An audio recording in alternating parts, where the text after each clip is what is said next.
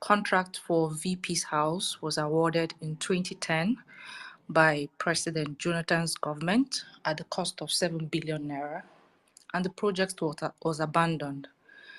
That the present government only want to continue to complete the project at revalued cost of 15 billion naira.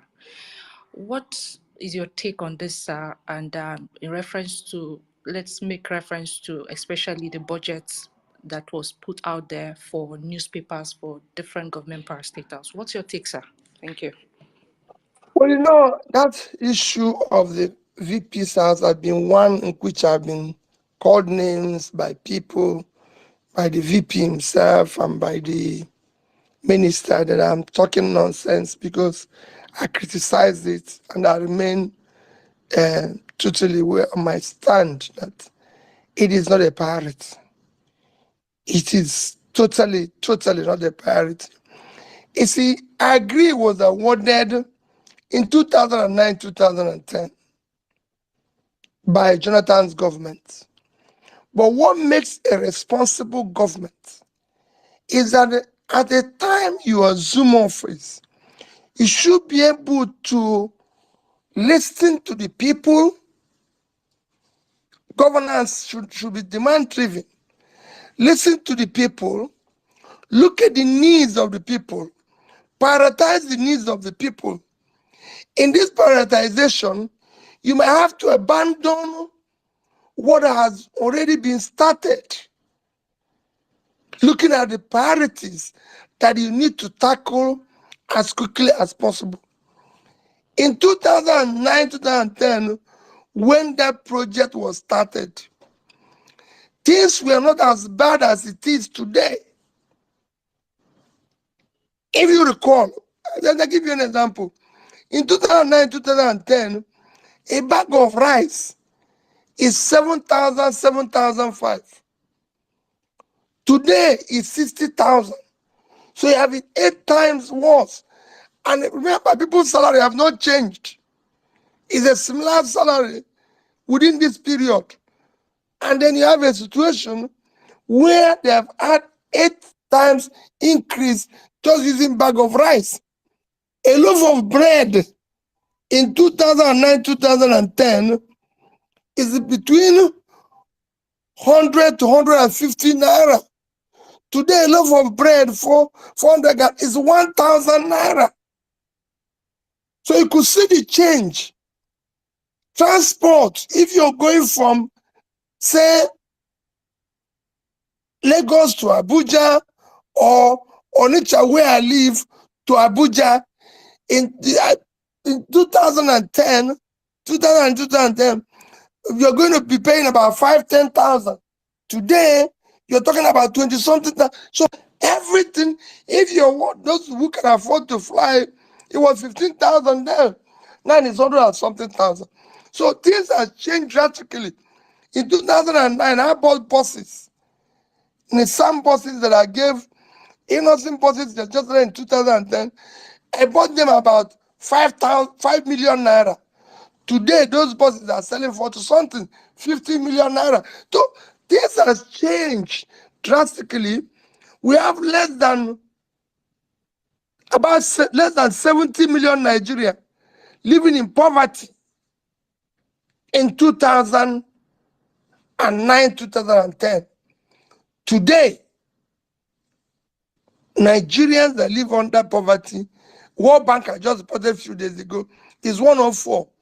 Multidimensional poverty have increased to about 140 something.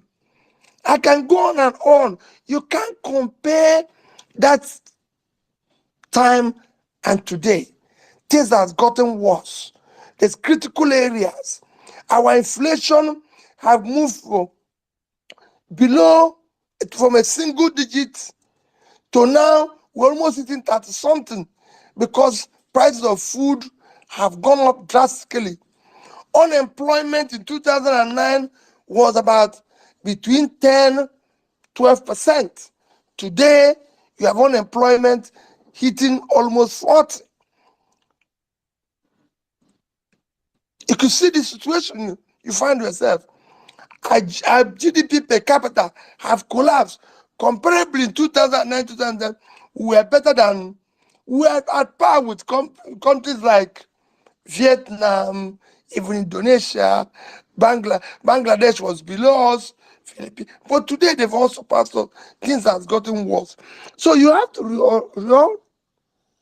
look at your priority, reorganize your priority. You don't go and start doing things that you used to do when you had privilege of eating a buffet, when you have very tiny money to just buy yourself a very basic a la carte. So you go for it. We cannot be talking about building a new house now for somebody who already have a house, or renovating a house, like it's in various budgets where we're renovating houses, not even in Abuja, in Lagos, in this and that and that. You don't need that. If a president or vice president of Nigeria visits Enugu, Lagos, anywhere, for God's sake, if there's no place for him, he will stay in a hotel. When President Obama travels President Biden travels from Washington to New York, he stays in a hotel. Not even in Abuja, in Lagos, in this and that and that.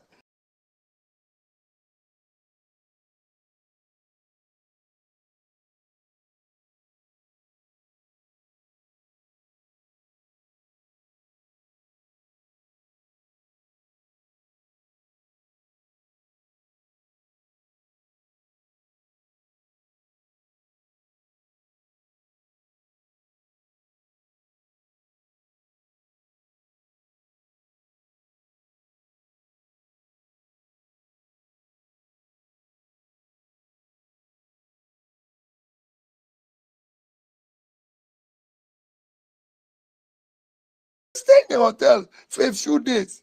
All these billions we have now should be invested in critical areas of development, which is number one, health, number two, education, number three, pulling people out of poverty. Imagine what 15 billion naira can do to improve our primary health care. Imagine what 15 billion naira can do if you give it to National Hospital to invest in their equipment. Imagine what you would do if you share it to major teaching hospitals of Zaria, Ibadan, Enugu, all. So there's so many things we can use it to do that is important now. Imagine what it can do in our area of education, basic education. Imagine what you can do if you decide to use it to pull people out of poverty by investing it in SMEs. There's so much you can achieve with that.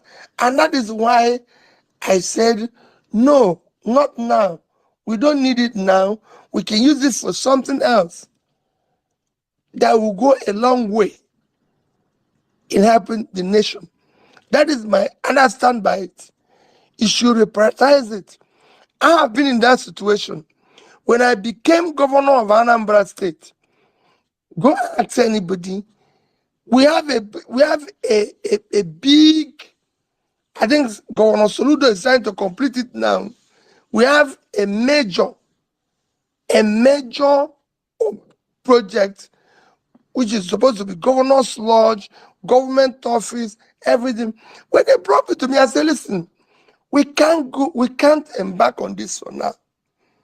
We have critical things to do. I recall telling somebody, because within 1 month I became governor, Nigerian Legal Council shut down our faculty of law in our state university. And I recall telling somebody, look at it now, our faculty of law is shut down, and you're talking about going to continue building that lodge.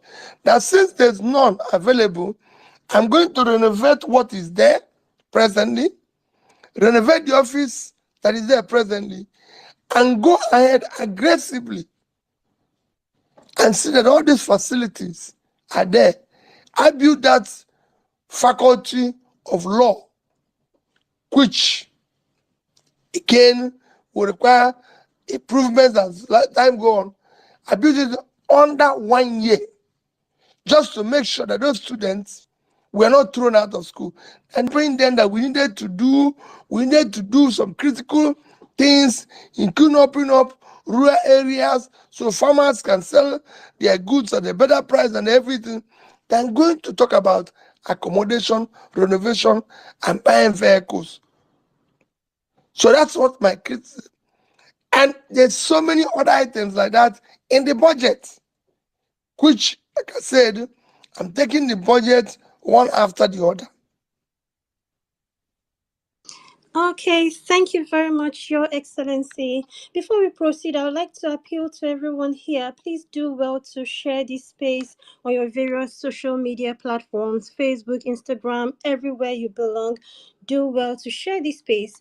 The more, the merrier. Let's get more people in here. So I'll pass the mic over now to Gloria to ask her question. Thank you very much, Ms. Pearls, and thank you, Your Excellency, for addressing the elephant in the room. We all know about the drastic changes in the economy. It's no secret that Nigeria is currently grappling with a series of unprecedented economic challenges. Now, some experts have even stated and claimed that Nigeria is on the brink of bankruptcy. If you were in the position of the president, what strategies would you have implemented to navigate these difficulties, Your Excellency?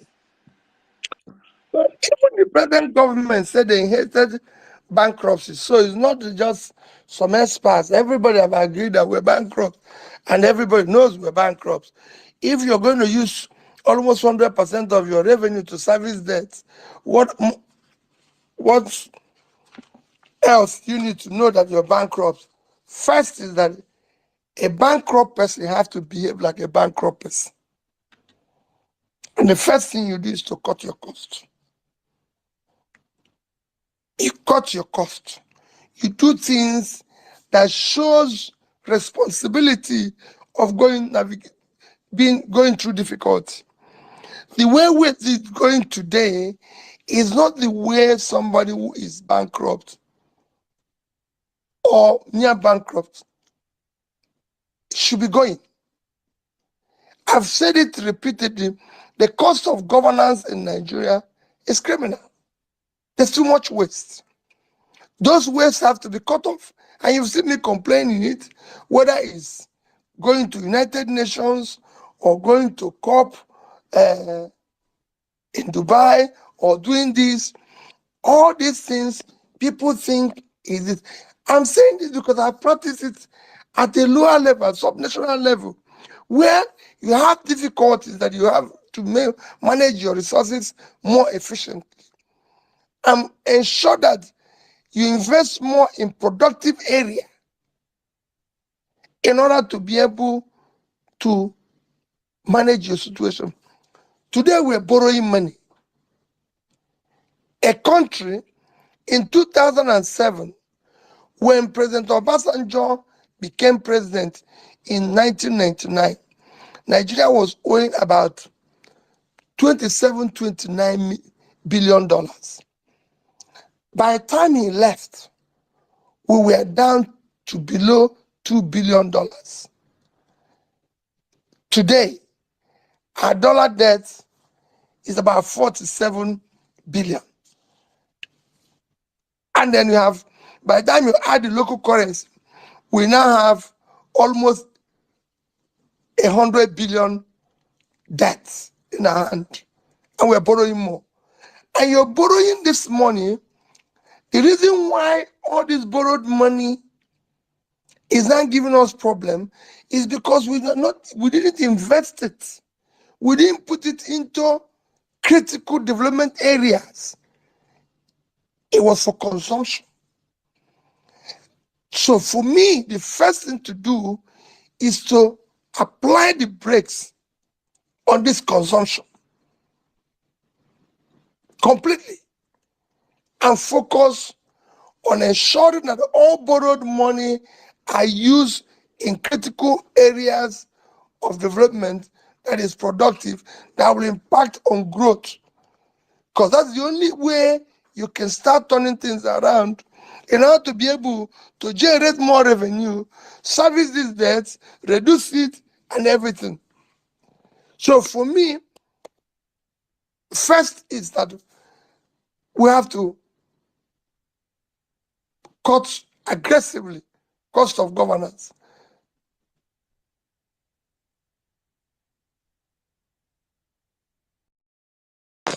Okay, thank you very much, Your Excellency. Gloria, can we have one more question from the timeline?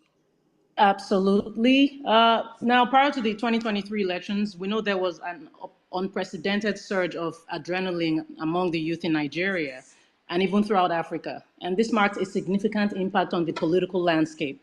However, post-elections, there's been a noticeable shift towards voter apathy, despondency, and disillusionment.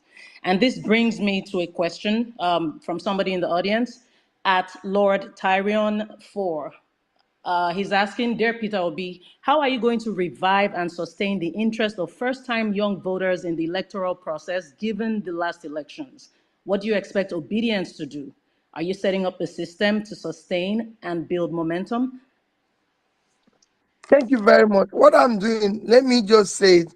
I wish this is something where I'm speaking to them in video and everybody can see me. And it's just to say to them, I'm kneeling down and begging you, don't get disillusioned. That's what they want to achieve. What they want to achieve is that we get disillusioned and walk away, and they'll be happy. We will continue with what we're able to achieve. In no time, we'll dismantle this criminality. We will be worse off for it. The monies your country is borrowing today, you are the one going to pay it. Most of us who are borrowing it are in their 70s and 80s. If you look at bonds Nigeria is issuing, there are bonds that will be payable 2046, 2048, 2050, 2060 something. None of us will be there. So this is a time from what you have achieved. This is time for us to stay together, sacrifice more. If I tell you personally what I go through, you will say to me, why do you want to continue this? Every single day, I'm going through one form of harassment, intimidation, everything. But I say to anybody who cares, no, there's no way we can abandon this. We must, for the sake of you, the young ones, for the sake of our children, for the sake of humanity, please, I'm kneeling down and begging you, we will stay together until we dismantle this criminality. Nigeria can be one of the greatest countries on the surface of the earth, just like it's all over Africa. But you cannot continue with the leadership we found ourselves today, where people do not care. There's no other country where you have over 50% of its population living in poverty and its leaders are still behaving as if things are normal. We're in a crisis situation. So do not walk away.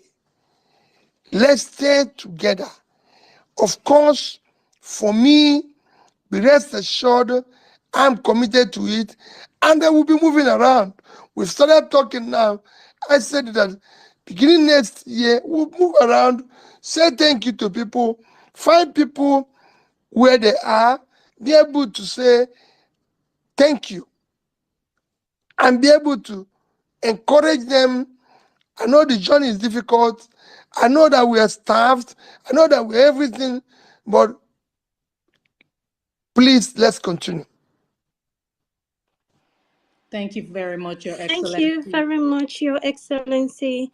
So, guys, before we proceed, I would like to make an appeal again. Please and please and please, we have almost 7,000 people here, over 6,000 people actually. Please do well to retweet this space. Retweet this space right now. Let's get more people in here. Retweet, retweet, and retweet the space and share the link to other social media platforms you belong. Thank you, guys. Please retweet the space. Your Excellency, thank you very much for all your wonderful response to the questions. My next question has to do with Labour. So how do you intend to reform Labour Party? Because right now it just feels like Labour is like every other political party. So people feel like the old order needs to be dismantled and a reform needs to take place. So how do you intend to do this? Thank you. Well, let me tell you an issue of labor. You know, Labour Party are not directly in control or running Labour Party. I'm just a member of Labour Party like every other person is. Like every other person is. Like every other person is. I'm just a member of Labour Party. I'm not running Labour. I'm not the chairman. I'm not a member of a national working committee. So I don't even have a vote within Labour Party. I've seen people who said Labour Party that if Peter Obi cannot manage Labour Party, how can he manage Nigeria? And I said to them, I'm not in charge of Labour Party. I'm not the chairman of Labour Party. I'm just a member. It has nothing to do with issue of my office. If I'm the president of Nigeria or governor, or like when I became governor, I was in charge. I was able to say, these are my commissioners, these are the things that I want to do. And I went on and did them. In Labour Party, I don't have that type of powers. Everything that happens in Labour Party is done by the managers of Labour, which includes the chairman and his team. But let me tell you, and I'm appealing to people, Labour Party is not our problem. I have passed through party. When I joined APGA, when I was governor, nobody knew anything about APGA. It was just a small party. When we were in court, we had a problem. People were saying the same thing. If Peter Obi cannot deal with APGA, how can he manage, if he cannot unite people in APGA who are quarreling, if he cannot solve it, how is he going to govern Anambra State? When I became governor, it was a totally different show. APGA was not the problem. It became Peter Obi. For example, if today I was in government, Labour will not tell me how to cut costs. They will not tell me, they will not say, oh, we're going to pursue this policy in education. They will say no. If I say we're going to do this to put people out, they're not going to say no. So these are the direct responsibility that would have been able to be achieved if I succeeded. If Labour would not stop it, APGA did not stop me from investing, returning school to the original owner. They didn't stop me from doing what I did, cutting costs of governance, saying that nobody should travel with me, nobody should do this, we're not going to buy a bulletproof car, we're not going to. APGA was not involved. So it is same thing that would have been happening. If I decide to travel to go to, say,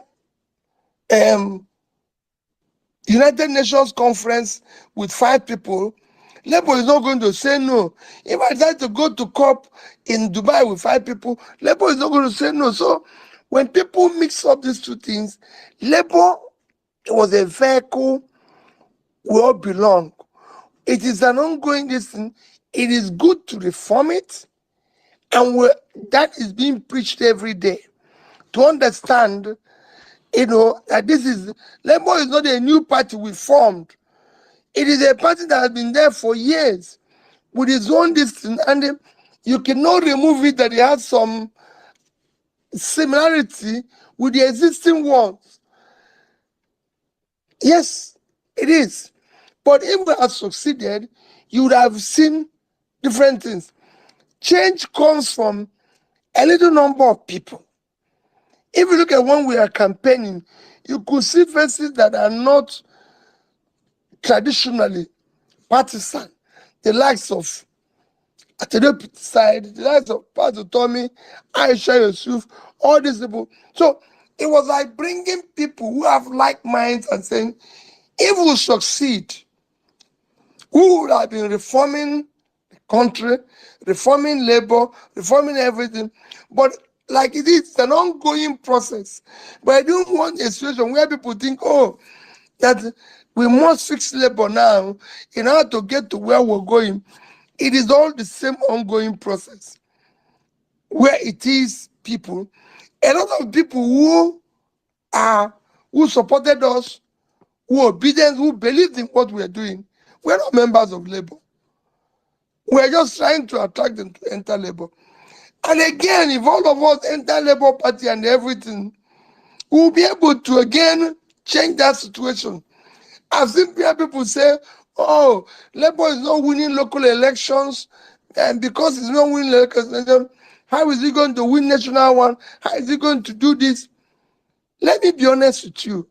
I've urged people to vote the best candidates in any party where they are.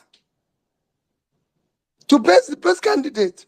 And I've always said Labour management, NWC, you must try to have the best candidates in your primary.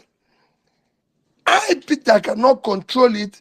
If we go to, say, Anambra State, where I am from, to choose who will be our gubernatorial candidate, I have only one vote. I cannot say it will be this person or this person. If we go to Nasarawa State, I don't even have a vote. So you can only talk to people, say, let's elect the best candidate. But that does not in any way say that because we don't have a good candidate, say, in Nasarawa or in Sokoto and everything, that Peter Obi will not be able to do the right thing as president, or people should not vote for him. The purpose of the idea of democracy, like it happens in every other country, is that for every election, you look at who is the best candidate for the election, and you vote for the person. When I was governor of Anambra State, I governed with 30 members of House of Assembly that were not from my party. Local government people, when I started, were not from my party. Eventually, they became, because our names they became appointees. But when they were there, when I came, they were not from my party. But I worked with them.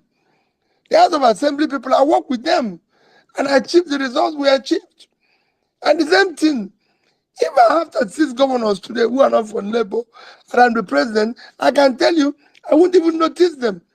The programs will unleash. They will be working hard to join. Because by the time they see, the people see what we're doing, which I continue to say, they will join. That's what happened in Anambra State. The House of Assembly people joined when they saw, initially, there was a few disagreements, which even led to my impeachment. But when they saw what I was doing, everybody, in fact, they became my apostles. If you ask them, I recall one of the prominent PDP governors asking PDP speaker and everything. I said, how come 30 of you will always agree with Peter? He said, until you come near and see what this man is doing. Same thing that is happening here. I'm saying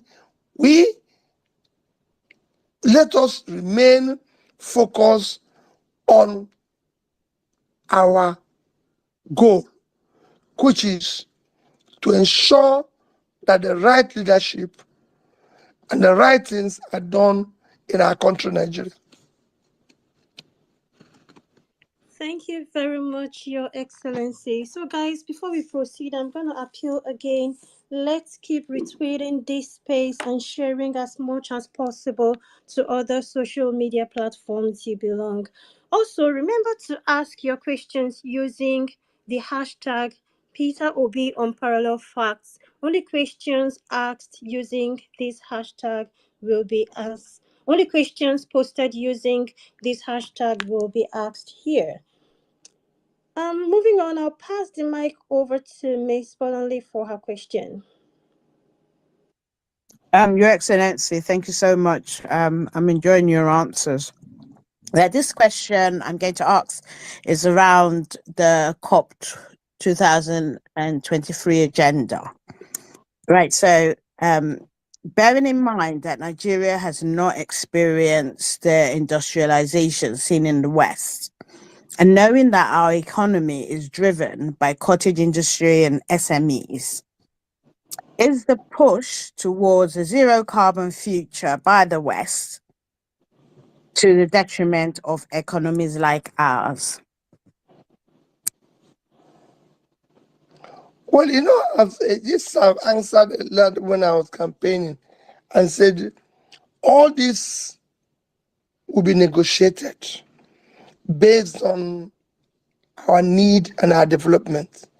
We can't just go along with the West that have had an development that we have not achieved, that have put their people out of poverty, that are below 5% unemployment, when we know that the resources or the avenues we need to do that still needs to be developed and will not be achieved if we go along with the agreement.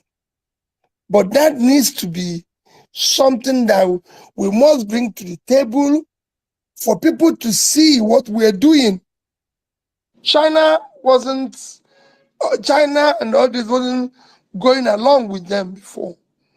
Today, they are doing very well and are beginning to be part of it because they could see the impact it's having on their own environment. We haven't reached there. We need to do something more. So for me, it would be something we need to be negotiating as we go along to be able to suit us, to be able to fight and improve our situation, which is non-critical. We cannot talk about people are hungry, people need food, people need job, people need this. All this, as we do that, we'll be able to say, well, listen, we agree with what you're saying, but we need to do this in order to get this. We need to do this while managing what will see make our own environment and the global environment better. We have to also be able to do the things that will make us exist.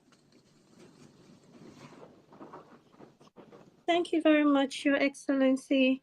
Please, guys, again, I'm going to appeal. We have over 7,000 people here, which is great. The number here is very great, but unfortunately, we have less than 1,000 retweets. That's not fair. So please do well to retweet this space. Retweet as much as possible. Thank you very much. So I'll pass the mic over now to Gloria for her question. Thank you very, very much, Miss Pearls. And yes, please, guys, let's retweet this space. Let's share. Let's not keep this space to ourselves. Come on now, let everybody know that Peter Obi is here with us. It's not every day we get this honor.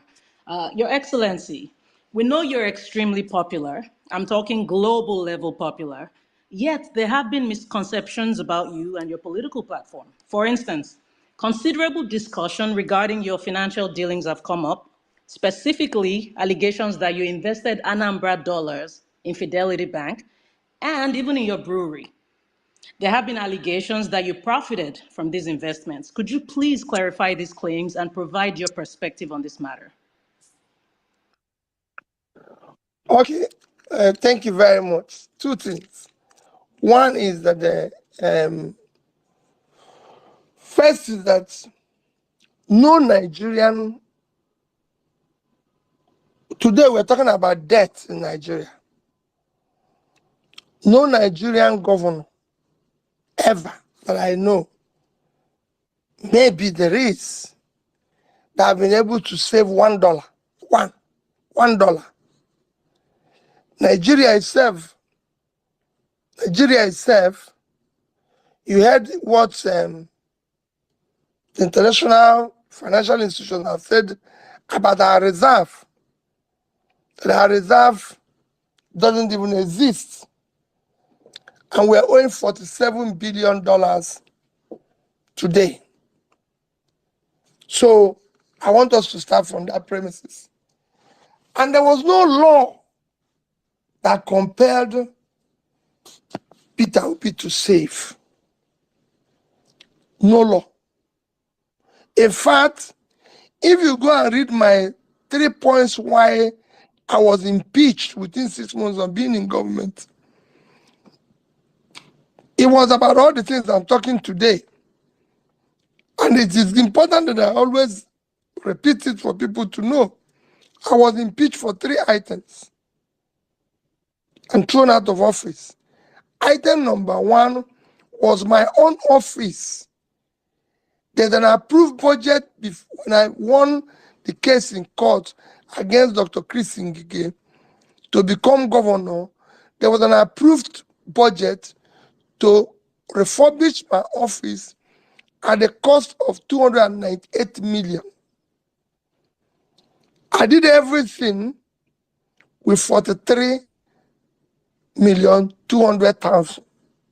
That was item number 1, why I was impeached. Item number 2 was, again, rebuilding, refurbishing of the governor's lodge. These 2 office and lodge were burnt because there was an issue, disagreement between Dr. Chris Ngige and some other groups, and they burned these 2 offices. So there was no governor's office, there was no governor's lodge there. I became governor. So, but there was a budgetary approved budget to renovate, to renovate the office and the lodge. That of the lodge was 486 million.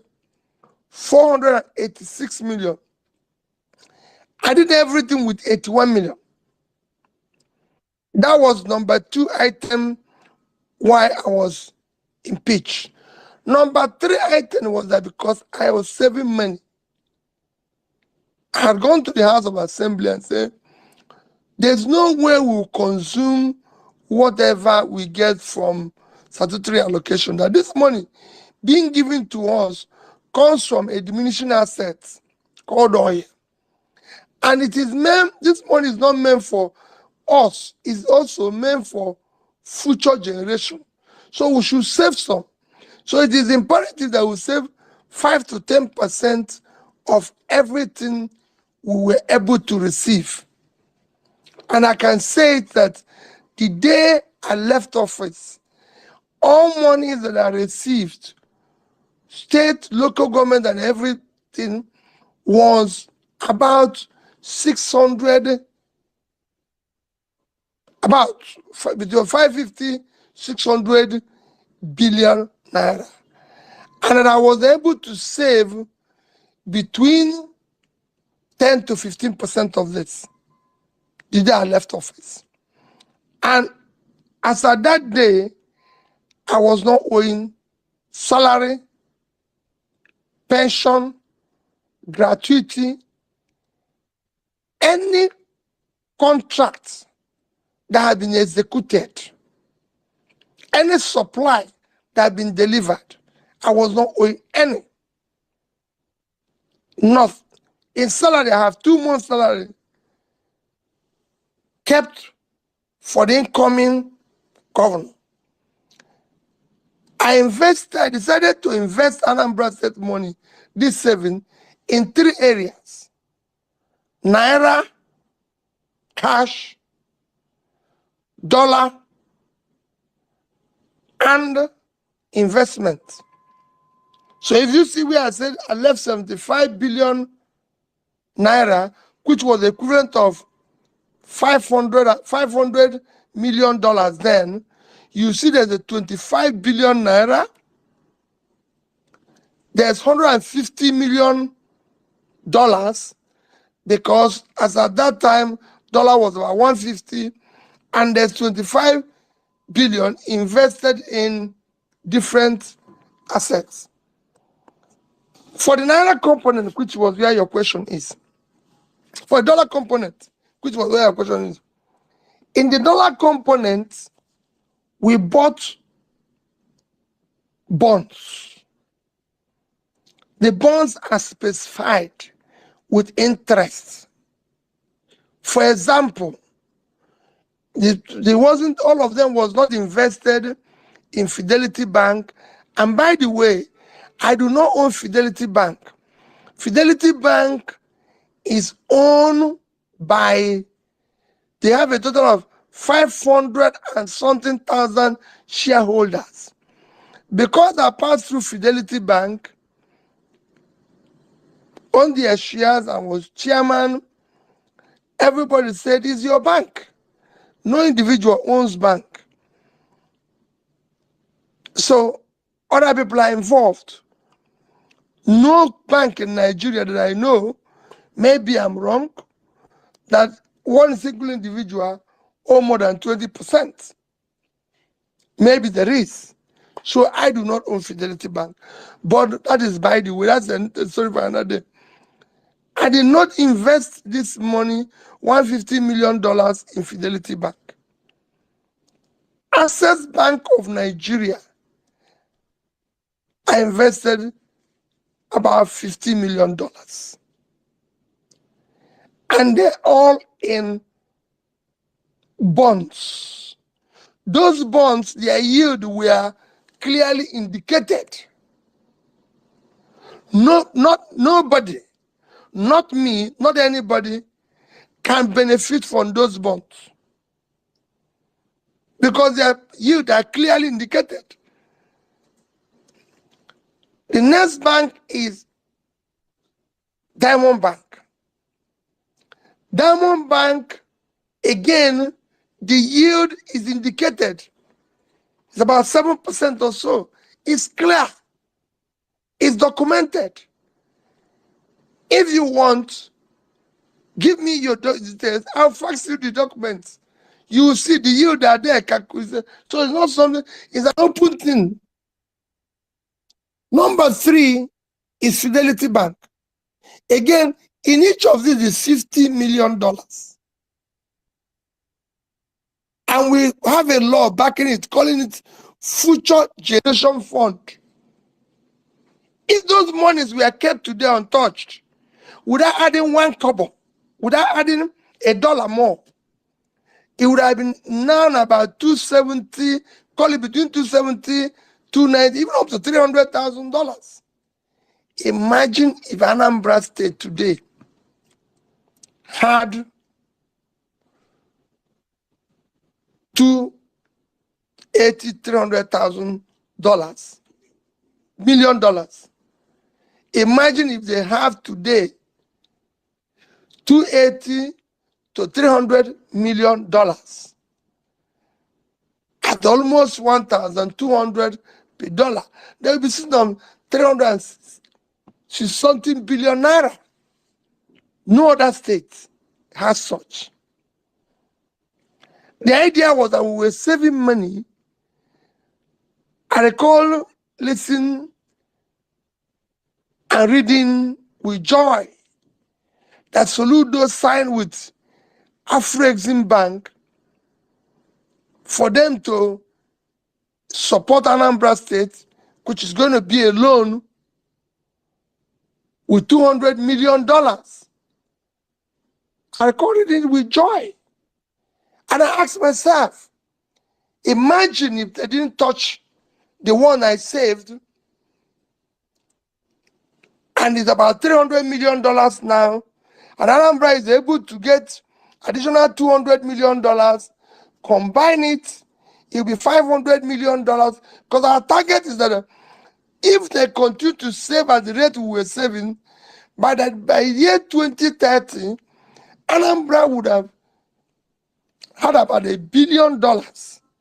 And I will use 50% of it to support SMEs and unleash SMEs drive for exports. That's what happened, whether from China to Indonesia to Vietnam. It was a clear study when we started saving it. And we know where we're going. But that is the story for another day. So, my dear, I did not in any way benefit from it. I saved the money, and let me tell you what I usually tell people. When they were accusing me of that I saved the dollar and took the interest, and I said to them, I wish every leader in Nigeria since 1960 actually saved the capital and took the interest. The amount of money we would have had today, we wouldn't know what to do with it. Nigeria would have been sitting on trillions of dollars if people had actually taken the interest and saved it. But Nigeria is a place that, because it's a criminalized entity, when you do what other people are not doing, what they will be doing every day is to make sure that even that good you did is rubbish. Why will you do it? So instead of celebrating the fact that Peter Obi did not borrow money, Peter Obi did not do this, remember, they now say, oh, he didn't do anything. But I said, but I was number one in MDG. I was number one in education. I won the Bill Prize in health. I was number one in this. I was this and everything. So, look at what we were doing. I won certificate for building the best rural roads, which improved farmers to bring this in. And if you come to the same Anambra State, you will see it and ask the people, they will tell you. Which is why in an election like it was last time, I can get 96%. Go to every school now, they will tell you wherever I pass. I was in a school in Imo State just on Thursday morning. The principal of that school told me, he said, I was in Mercy Girls in Umuoji when you visited us and gave us bus. And told the people that I visited their school at least 3 times. Mercy Girls was not a public school. It was a school owned by the Reverend Sisters. Yes, he said I visited 3 times and gave them bus and computer. That's what I was doing in every school. But they will tell you, oh, Peter Obi did this. Oh, Peter Obi. But that money that I saved is there. Who else did so? Nobody. But they will gang up and say, oh, he profited in it. He invested it in brewery. In brewery, let me clarify it to you. The brewery today is owned by the biggest, the world biggest brewer. They own about 90-something% of the brewery. The entire entity put in Nigeria, which includes Rivers State government, Anambra State government, I think Osun State, don't even own up to, put together, don't even own up to 6%. So how could it have been my brewery? So when people talk, because we're busy attracting this, we had as a policy when I was in government, anybody that wants to come to Anambra State, any foreign entity, we will take 10% of his company as investment to support them, will help them to build road to their facility. Today, that facility, in terms of tax, is number one in Anambra State. Nobody's talking about it. Nobody's talking about those who are doing distribution, those who are making a living from it. It is to say, oh, it belongs to P2B. I can tell you, you can go and verify if in any way in the past, I left office 2014. Let me say, in the past 5 years, maybe when I was this is but from 2019, 18, 21, 22, 23, where there's any way that bill will pay P2B 1 naira. 2019, 22, 2020, 20, so you can go on and see it. So the people will say, oh, P2B did this, P2B did that. Because they is a gang up of criminals. How do we stop this one person who is trying to preach and do the right thing? And that's why I'm asking people to stay on. We can solve this problem. We can make these people place better. So I did not benefit from the dollar investment. I didn't take the interest. I left it for future generation. That was why I needed to explain this to you. Because it would be as if everybody saved and my own was different. No, nobody saved $1. So it should be celebrated that how can this man save $150 million? And my state was not one of the big states that were receiving this thing. We were the least in terms of receipts. States that receive more. Imagine what it would have been if the 36 states were able to keep the dollars that are kept, and today is 300 times 36. It would have been over $10 billion, and the states are not owing. Imagine what the country would have been today. Okay. And like I keep saying, nobody, no human being, no thief sees what he can steal and leave it. No thief, not even in church. That's why if you go to church, even in Nigeria, they say, mind your phone, mind your bag. Because they know that even if the thief is in church, he will steal it. This is the money I can take and go away. But I left it. I left billions of naira and dollars. That dollar would have collected it, even if people start chasing me for it. If I spent 10% of it, I would have settled those people and kept 135. Even when I was going, they wanted to pass a law for me to take 10% of it. I told them it's public money. It should be left there. Thank you. Okay, thank you very much, Your Excellency, for that response. I remember pre-elections, I had a Twitter space where I invited Commissioner of Finance who worked with you, Eze HAC, and he came and spoke extensively on this and also presented some documents to attest to most of these things you said here today. Thank you very much, sir. So real quick, I'll pass the mic over to Arewachik for her question. Thank you very much, Ms. Prowse. All right. Right now in Nigeria, we tend to have something very worrisome happening, and we can't but be left. We are kind of worried knowing that we have major corporations like GSK, Procter and Gamble, and Unilever. They've exited Nigeria.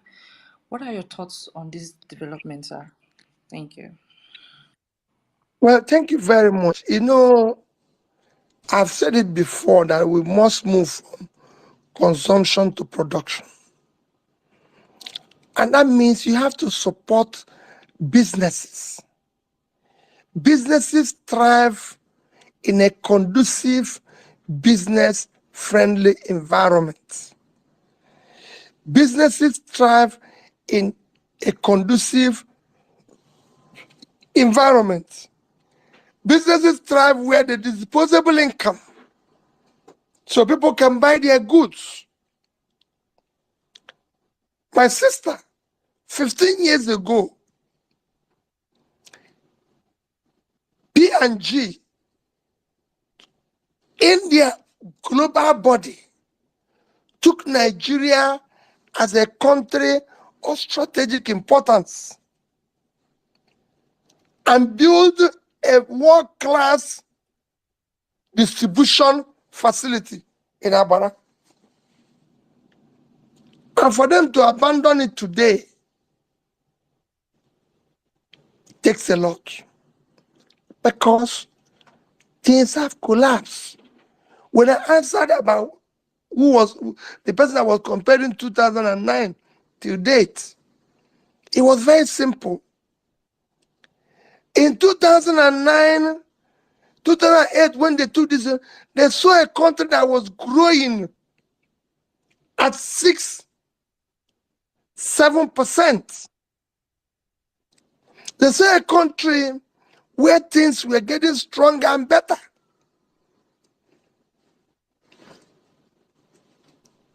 Our debts were low. There were disposable income. The people who were able to buy items today, from studies, I even read one for less than 2 million Nigerians can afford to purchase items of $10 every day. A country of 200 million people, only 1% can spend that amount. You saw, it's not only them, you saw a lot of companies, leaving. ShopRite left Nigeria, and their profit increased. And they will tell you they're very happy that they left, because they saw demand going down. Only few Nigerians now have disposable income to be able to buy anything, because there's no living wage, there's no productivity, that is creating more labor, so more people can have. So all this is what we need to look at. How do we start turning around the economy by making it more productive? You have to invest in security aggressively to be able to drive away hoodlums and bring back your farmers who will help to tackle food inflation, create more jobs. You need to support manufacturing activities by having policies that favor them and everything. You need to support export aggressively to be able to get more foreign exchange, stabilize your currency, have enough currency to be able to get manufacturers to get inputs, support the local manufacturers of inputs. So there's a lot that needs to, when I said you prioritize what you're going to do, we did that side, the companies. It is not going around trying to attract foreign investor. Nobody goes around to attract foreign investor. Foreign investor is like honey and bee. If you put honey, the bee will come. You don't need to look for the bee. The bee is looking for where there's honey. That's how foreign investor work. If you start doing the right things, in those days they were coming, nobody was looking for them. They were coming. They don't get them from where? From seminars. Seminars is good. But you can come into Iran without visa. Countries in Africa like Ghana and everything is there. Nigeria is not there. Yet there are more Muslims in Nigeria than the countries they published. They didn't say, oh, well, listen, we have more Muslims. They didn't publish Nigeria, giant of Africa. Countries in Africa are now telling us we can't come to them without visa. So we have a problem we need to solve. And this problem does not. There's no place you go now and say, I'm a Nigerian Yoruba, they give you visa. Or you fly cheaper. Nobody goes and say, I'm a Nigerian Northerner. When Buhari was coming, they were saying the same thing. Oh, this is he has come and gone. What changed in the north? Same thing is what we are going to have now. So this is the style of the old order to keep being there. And we must overcome it. We must deal with it. I urge all of us to be tolerant and understand each other. I have worked with every area of this country. I've been to everywhere in this country. The old order is crippling us by infusing this. There's so many Yorubas today that are married to Igbos. There's so many Igbos that are married to Yorubas. The same thing in the north, in the middle belt. I know a lot of people today, not that are married to Igbos and everything, but they continue to tell you. I know a lot of Muslims who are these, even prominent people, prominent families now, where the man is a Muslim, the wife is a Christian, and people have had all sorts of things. Yet, they keep telling you because it serves their purpose. So then they tell you that Peter Obi is imposing religious war. Peter Obi is doing this. Peter Obi is doing that. When there was bomb in Kaduna, he affected mainly Muslims. Peter Obi had gone there. Those who are shouting Muslim didn't go there. They didn't go. But they will be the first to shout and tell you it's about Muslim. When I was campaigning, I went to everywhere. One of the things I observed when I went there and everything, talking to other people, is that you have people who are not. It was not Peter Obi who put in or Christianity that caused the criminality in the north. It was not Christianity that made them the people who are supposed to be educated not. No. And I have said I will start the turnaround from the north. Because I know what the problem is. Because I know what happens in Kanu. I know what happens in this. So what they are doing is to continue to use this fear. That is what I want us to overcome. That's why I said to you, they will do everything. If they can't get out, they will deal with Peter Obi. Peter Obi might not be there for them. But I'm ready for anything. Anything they want to do. And I'm sure that if we get together, when they take Peter Obi away, other people will continue from where I stopped. That is what is important to me. Okay, thank you very much, Your Excellency. Before we proceed, I would like to make it clear that this is not an obedient space, neither is it a Labour Party space. It's for everyone, APC, Thank PDP, you. our political And people. fantastic. Yes, sir. So please feel free to request for the mic, regardless of whichever political party you belong to. Request for the mic and come up here and ask His Excellency questions. I'm sure he'll be very glad to hear from people from other parties. So let's proceed now by passing the mic over to Joyce. Hi, Joyce. Hello, everyone. My name's Joyce Onyemua. I'm a broadcaster with Nigeria Info FM Lagos, and my questions first would be the concern of insecurity, such a large problem in Nigeria. It's been consistent and has been persistent. I would like to know what you would do differently, and if you can tell us what, in your opinion, is the reason why the problem of insecurity has remained unchanged. The other question, which is hardly a question, but regardless, it's about the spirit in town, the pulse of the people. As a broadcaster, I tend to both interact and hear people give me what is their latent fears. People have become despondent, and that causes them to despair. I feel it's because they do not see something or someone reminding them of the courage and the will to pursue this vision for a new Nigeria.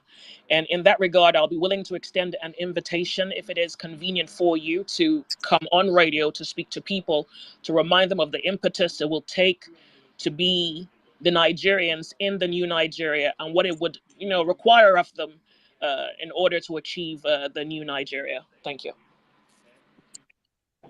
Thank you very much, and thank you for your invitation. And I assure you, somewhere along the line, we will talk about the invitation, and I'll be part of it. Maybe not immediately, but definitely will be as we go along.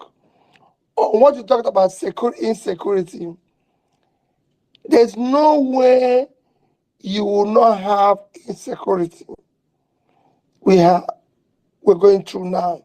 In any other nation,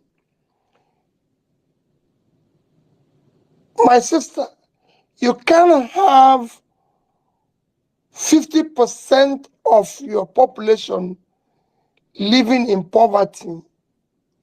You can have almost 60% youth unemployment with all the energy were in their productive age, and you will have insecurity.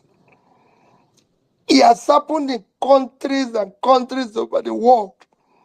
When people talk about agitation now, that is all over the place, I said to them, go and study Brazil, Mexico, Bolivia, some of the Asian countries. These things were there because you have a high level of unemployment. I was talking to a prominent Briton the other day, and I said to him, if you have 15-20% unemployment in the UK, nobody will come out of his house. Very simple. That's why nations work hard to ensure that their people remain employed, because they know it causes problem, like issue of criminality, disorderliness. So what you need to do, and that is what Nigeria is facing, is happening in countries like Brazil, Mexico, and all countries around there. The more you put people out of poverty, the more you reduce criminality. There's a time every Mexican wants to move over to America. Today, Mexicans in America are going back to Mexico. So you could see. So it was Brazil and everywhere. Same thing in Asia. Indians are going back to India to make money. Indians become authority here today. Indians have become this. So it's Vietnam.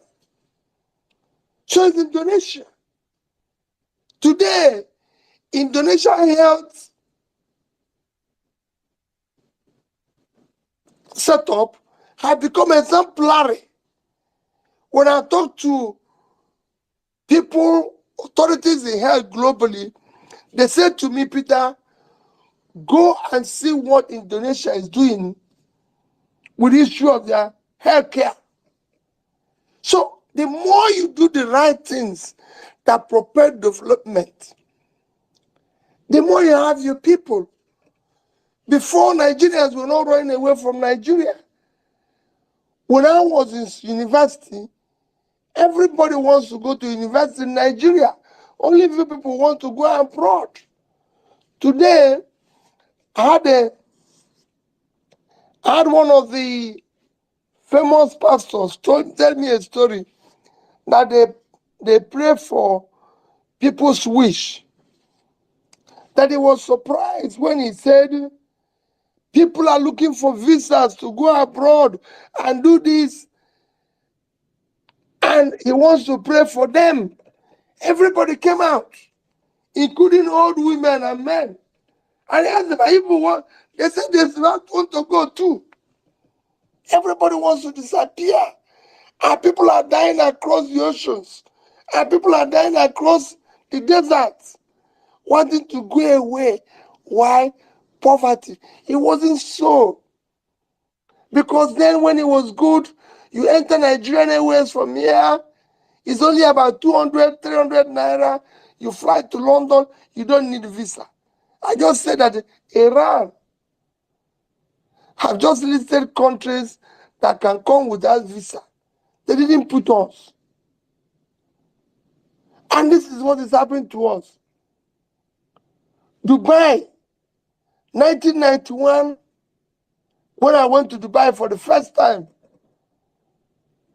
the people I met were asking me how they can get more Nigerians to come. You just come to the airport. Visa. Today, we're kneeling down and begging them to allow us to even pass. You know?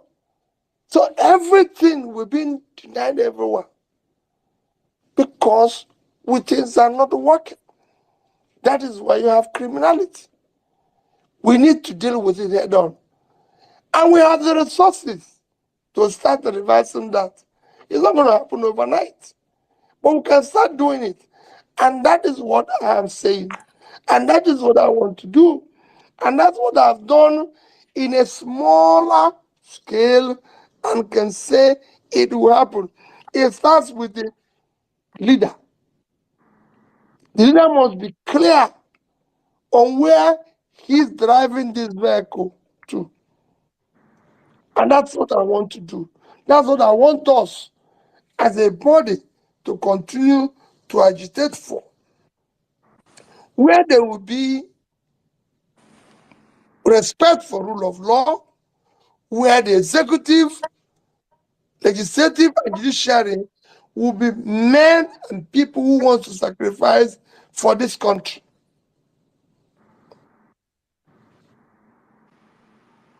Okay, thank you very much, Your Excellency. So moving on real quick, I'm going to take a guy right now. Let's go over to Indifreke. Hi, Indifreke, how you doing? Hi, good evening. Please go ahead. Good evening. I, I've been requesting the mic. I am so honored to have been given the mic to be speaking to Mr. Peter Obi. I just turned 29 today, and this is such a blessing. Oh, happy birthday. I wish you the best of it. Amen. Thank you so And I'm much, sure sir. you'll be part of this new Nigeria. These are the people who want to change it for. Sir, you've given us a good faith to be part of it, and we appreciate you. So quickly, let me just go over. For one, each time I look at my country, I look at what the future holds. I'm reminded how resilient you are, how intelligent you are, how smart you are to overcome what looks like loopholes, the kind of things that are set up, maybe to seek your downfall, to set you up, and all of that. And men, sir, you are so blessed, and you give us great inspiration to know that we can transform this country. Everything is possible. I won't lie, I'm still always looking out to wondering what can we do. So this is practically my question. Already this is my age. I'm smart. I'm business minded, and all of that going on, and as much as many other Nigerians. how really should we begin to act? We, like myself, I'm very hopeful, and I don't know how long I have to be hopeful, but because of men like you keep us spending. I'm reminded that yes. So I'm hopeful that something is going to happen. I don't know what's going to happen or how it's going to happen, but something is going to happen.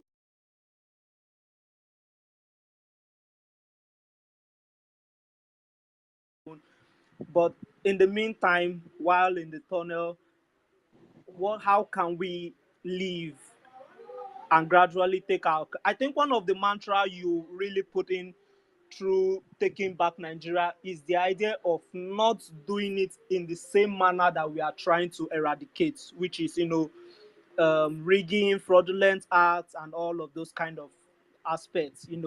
So that's one of the things I really respect. So how can we all key into the ideas, the strengths, and the vision, like, in governance, in business, and it's just a whole lot, sir. Hello, can you hear me? Yes. I've been a businessman all my. I've been a trader. I've been everything. What I tell people when I was trading is very simple: do the right things. Nobody will tell you. I've been accused of everything, but it is not easy to be a criminal for a long time. Some people have said, "Oh, Peter B did this, Peter B did that." I can tell you, I've never been involved in anything that is wrong. Knowingly, never. I have never. I've tried to stay within what is right, do what is right. I try to stay close to God. I try to do things with fairness to everybody. What I mean fairness to fairness to everybody. Where unknowingly, I've been a businessman. I've borrowed money from banks. I borrowed money from individuals. Not one person will ever tell you that Peter Obi was giving money or did a transaction with and he cheated him.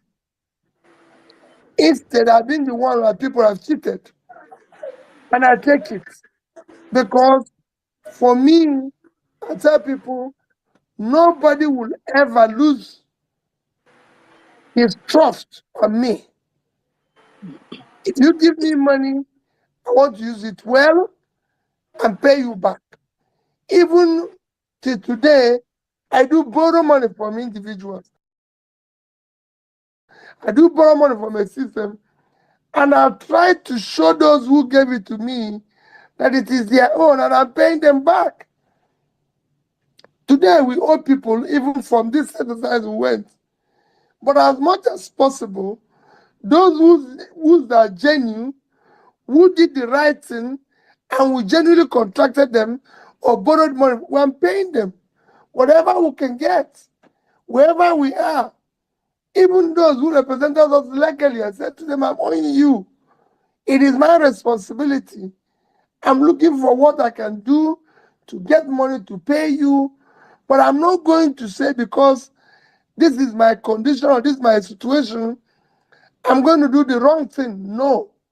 Capital, no.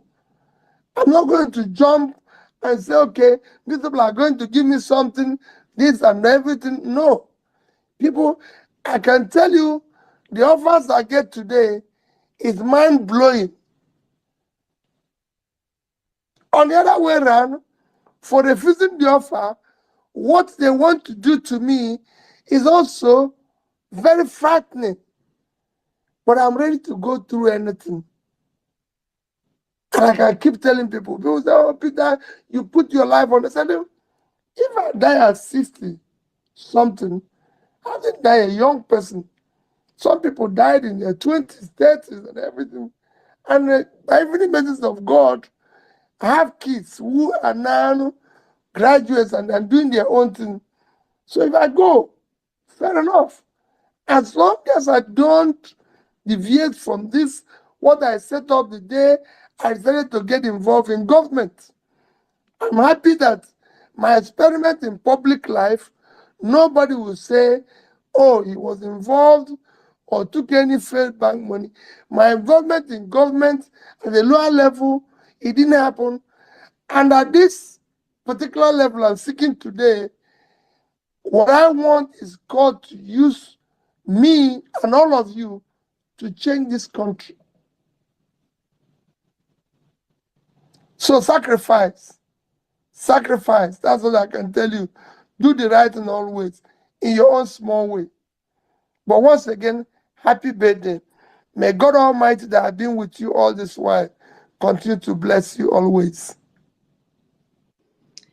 Thank you, Your Excellency, and happy birthday in the Freke. So real quick, let's go over to $1 Million Girl. Yeah, thank you very much. Good evening, Your Excellency. It's good to Good have you evening. in. Good evening. So you've answered a lot of questions, and I figured we've not even checked on you, sir. So I would like to ask, permit me to ask, how have you been since the Supreme Court judgment? Because I wake up every morning angry and very sad, knowing what happened and knowing that more or less they got away with it. Have you recovered psychologically, Well, financially? that's what they want to achieve. They want to make you sad. I'm not sad. I just believe that the struggle continues. Yes, we've lost money, we've lost time. But let me tell you, the biggest part of our loss is money. But that is the least thing any human being can worry when you lose. We all came here with nothing. We're going to go with nothing.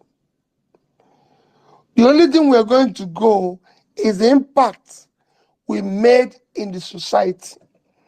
Because that's the only thing that will be meaningful.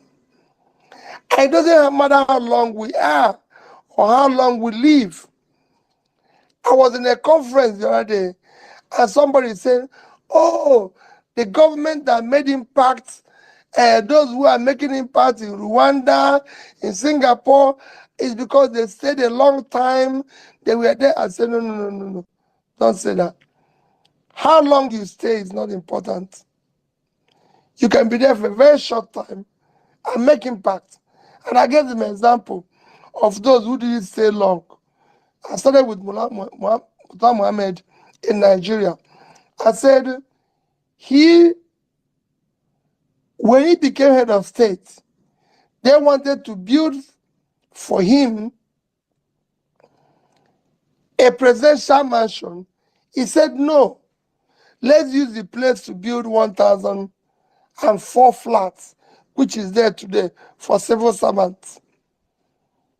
But instead, he worked from his house. He didn't say, don't kill it, but the impact is there. I gave an example of Kennedy. Kennedy didn't stay for the full 8 years that is allowed, but America still today make reference to Kennedy. But so you can stay for a short time, just like the same thing I say every day. We want a better Nigeria. I've lived in other countries of the world. I've lived in the UK. If Nigeria today is like UK and Peter is not present, I'll celebrate it. We want things to work. And for me, I'm okay. I'm fine. Be rest assured, let us remain cheerful. Let us remain who we are, because they want to depress us. They want us to feel pain. They want us to, everything that can happen to us to not to continue is what they want. That is why they are worried that how can this man still be running around after the election is gone to court.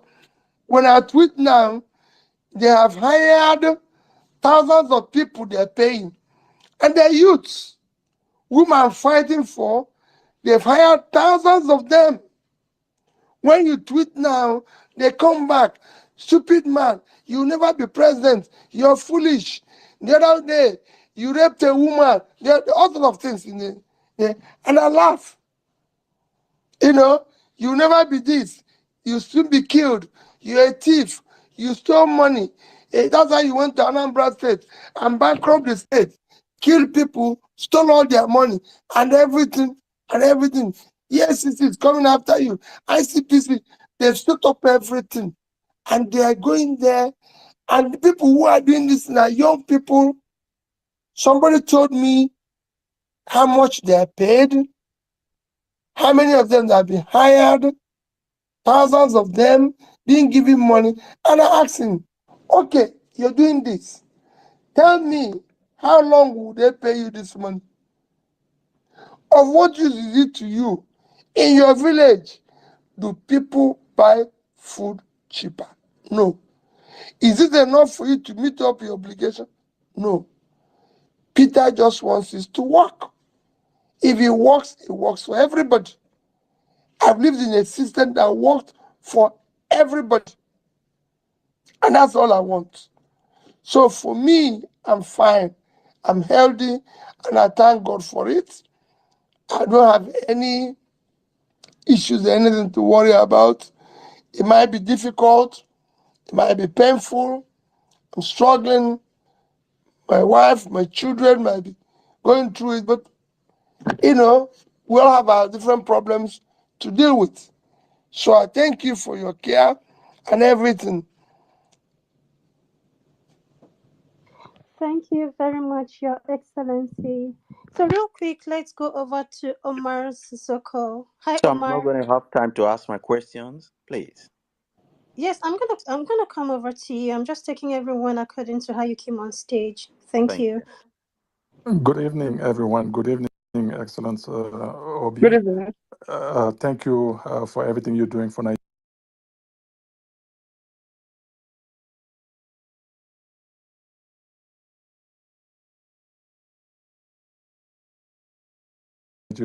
Excellent campaign you run. It seems like you are the candidate of the the population of Nigeria. So you have my vote. I'm from West Africa, Senegal, Mali, and really you have the means and the capital, intellectual capital to heal the divide amongst Nigerian, because I think all Nigerians have the same needs. So you became president. It's going to be obvious that you'll be able to be the person to be able to unite all Nigerian. My question to you is: since the independence in 65 years ago, I'm from West Africa region, colonized by the French. To this day, most of the 14 countries of West Africa are using the CFA currency that belongs to France. So we don't have any monetary independence. The economy of these countries are really poor compared to Nigeria, compared to the former British colonies. And right now, Mali, Burkina Faso, and Niger got rid of France because France is just extracting. Basically, if I can use the word, excuse my language, France is just stealing everything from these poor economy. We have, for example, in Senegal, the principal candidate, just like yourself, is in detention right now. And we have election in February 2024. But he's the candidate of the population. But God willing, he'll be able to. We're fighting for him so he can be the next president for Senegal, and that's going to trigger my wish. I'm subscribing to your new Nigeria, but I would like to invite you to my new Africa. My question to you is: after 65 years of independence, all these African countries, I think it's time for us to think about having the African citizenship. Africa to become one country under one president, under one currency. One country, one president, under one monetary policy. If we have one currency in the entire continent of Africa, we can solve all our problem because we don't need to go to the IMF and the World Bank or go to the European Union borrowing dollars and euro and the Chinese. We can develop our own country. So my question to you is, how do you feel about the future of Africa being a federation under one president, one country, and one currency? Thank you so much for your. Well, let me tell you, if you listen to my lecture in the Commonwealth just about 3 weeks ago, I was emphatic on it. While it will take a while of time for us to become a united country, Africa have no reason to be poor,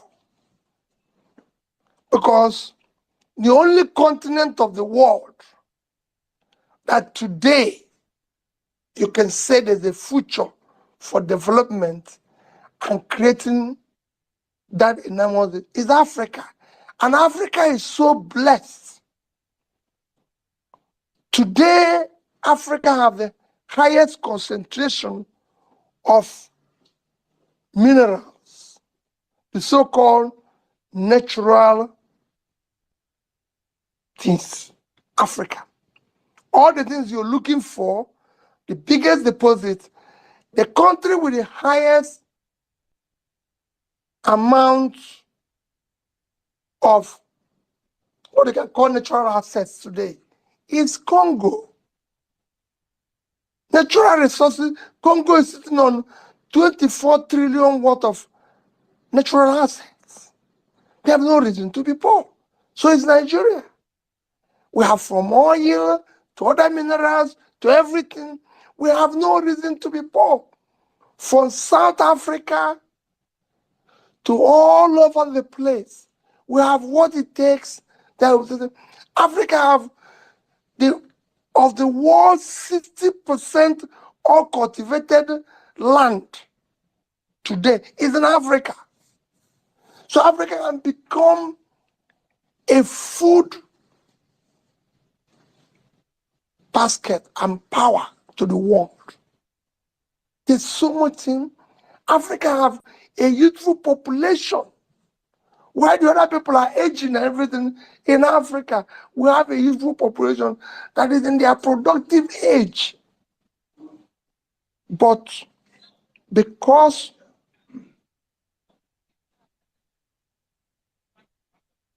we have a leaders,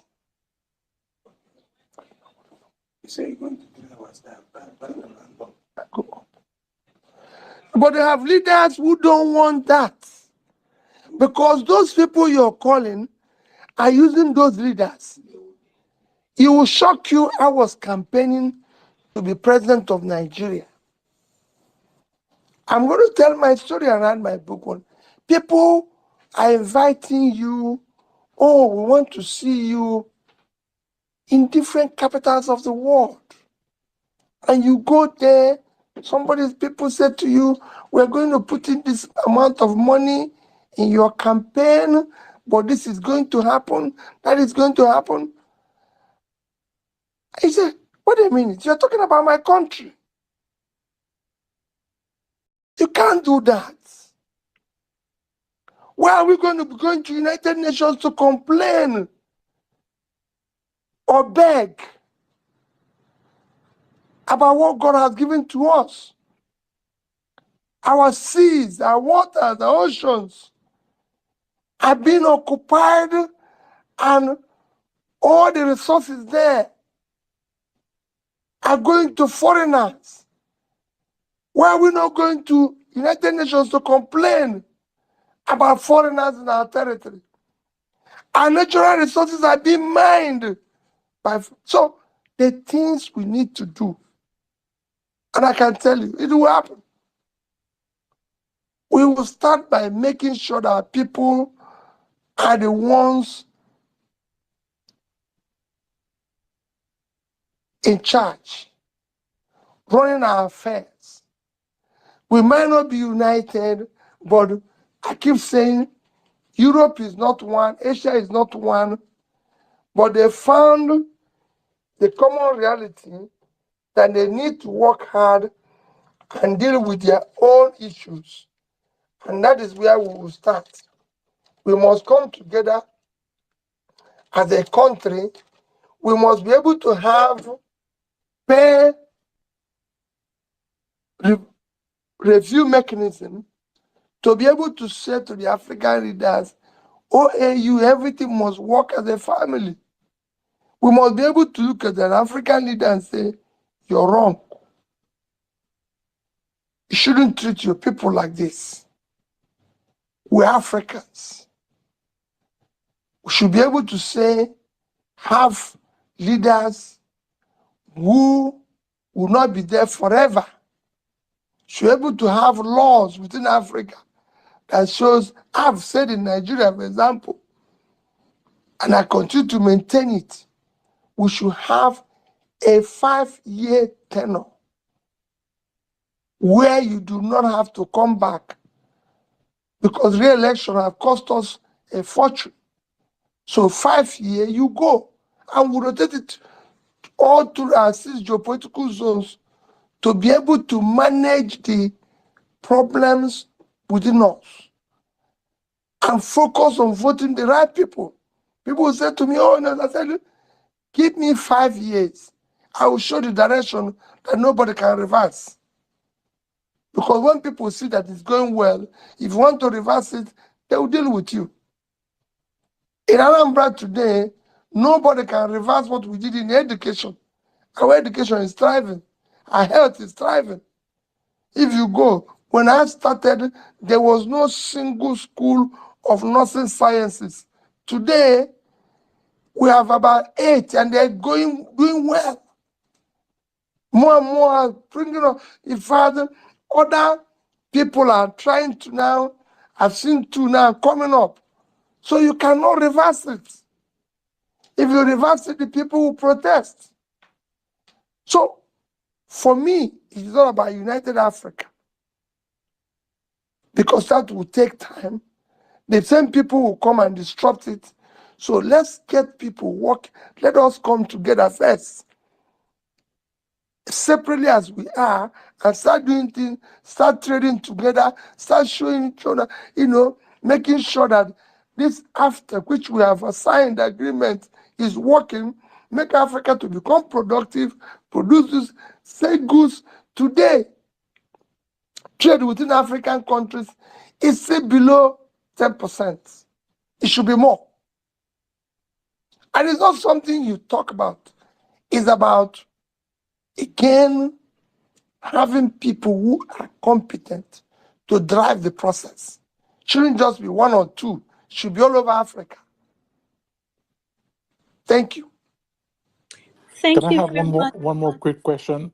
I'm so Mr. sorry, Obi, Omar. I think you have a great chance on every single election. It's going to take 4 years. I think you should start right now and put your team on the ground and get at it. And once you control everything and you have the presence, strong presence, I think the presidency will be yours, God willing. Thank you so much for your time. Thank you. In Nigeria, when you start on time, because it's too expensive, we're there. We're doing whatever is possible, and we'll continue to do so.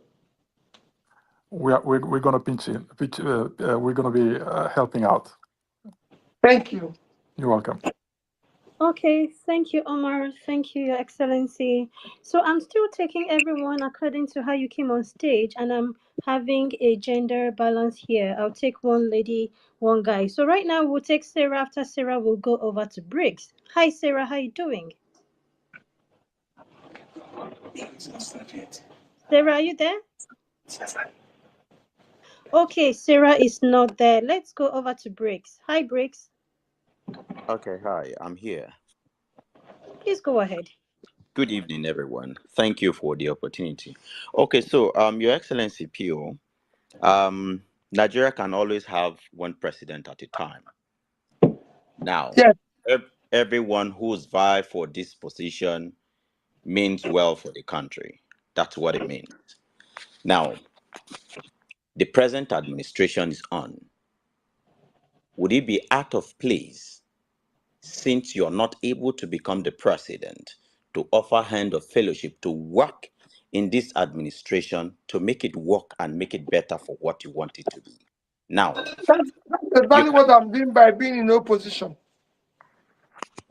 okay, For, being for in a system to opposition, work, for a system to work, you must be able to have an effective alternative everywhere in the world, even in your private business.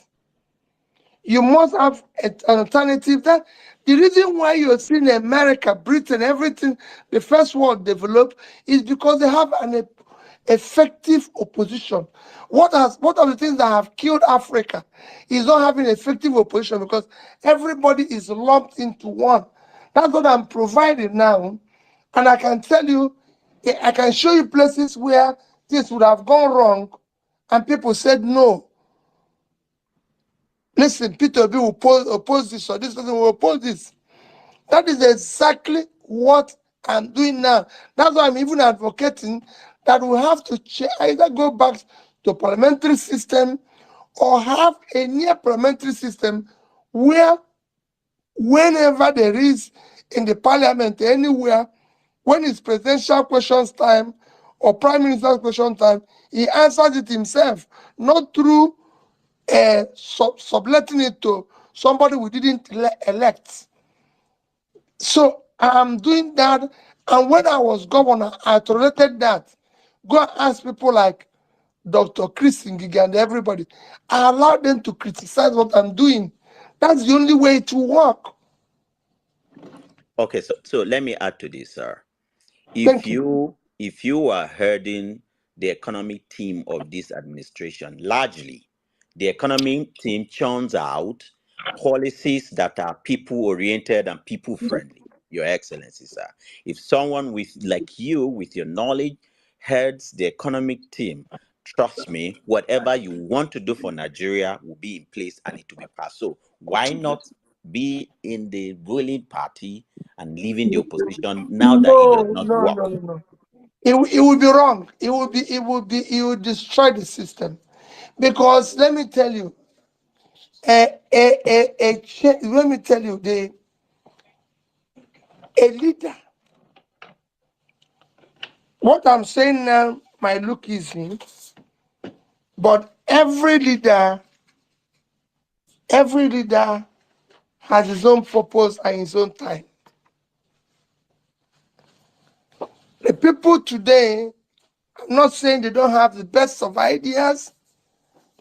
Yes, they have a lot of professors, they're wonderful people, but I will not drive this vehicle called Nigeria the same way. When I talk about things I talk about, cutting costs and everything, my brother has been governor. It wasn't easy for a lot of my colleagues to do what I'm doing. I've also been, if you don't know, it's not just being governor.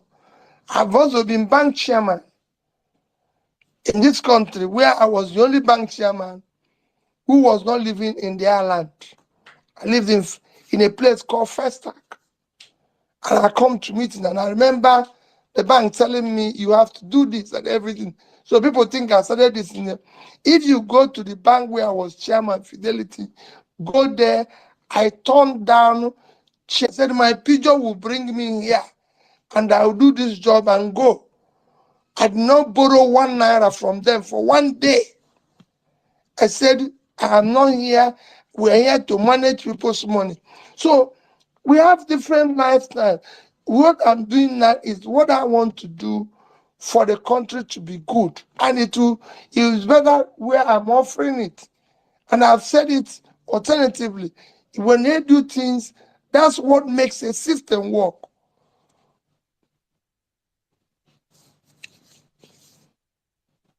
Okay, thank you very much, Your Excellency. So moving on real quick, we'll take one question from the TL before I return to those on stage. So Gloria, are you ready?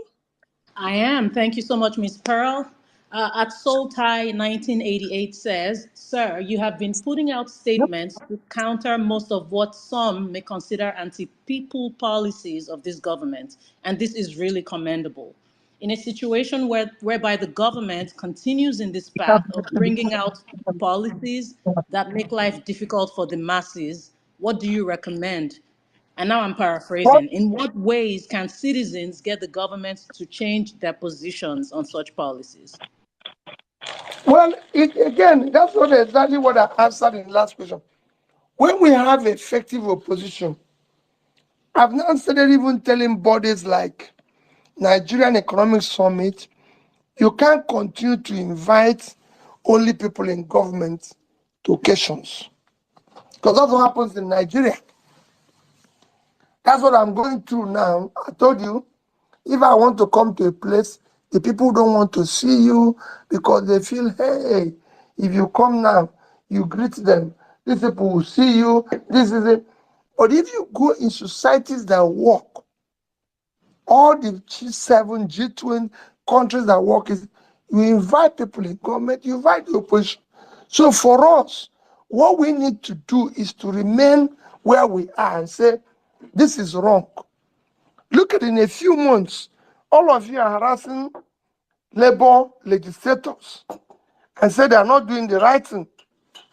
That's what it should be. Because you voted them for a purpose. Don't allow them to, after voting them, for them to go and say, oh, they didn't come there themselves. There was something they were offering and we voted them. There was something this government was offering and we voted them. They've told us that we're going to be 1 trillion economy, we're going to be this, we're going to be that, we're going to be this in the next few. That is what we want to see.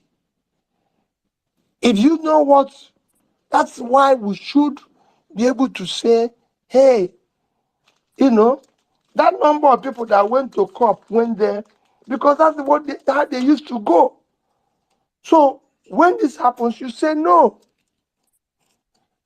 They want to build a house, you say no.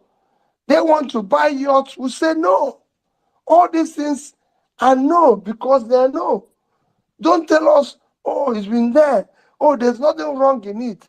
Like they used to say when the question about yacht, they say, somebody used to, a governor used to own yacht, a governor used to own plane. That was when things were good. Today, we can no longer go on that way.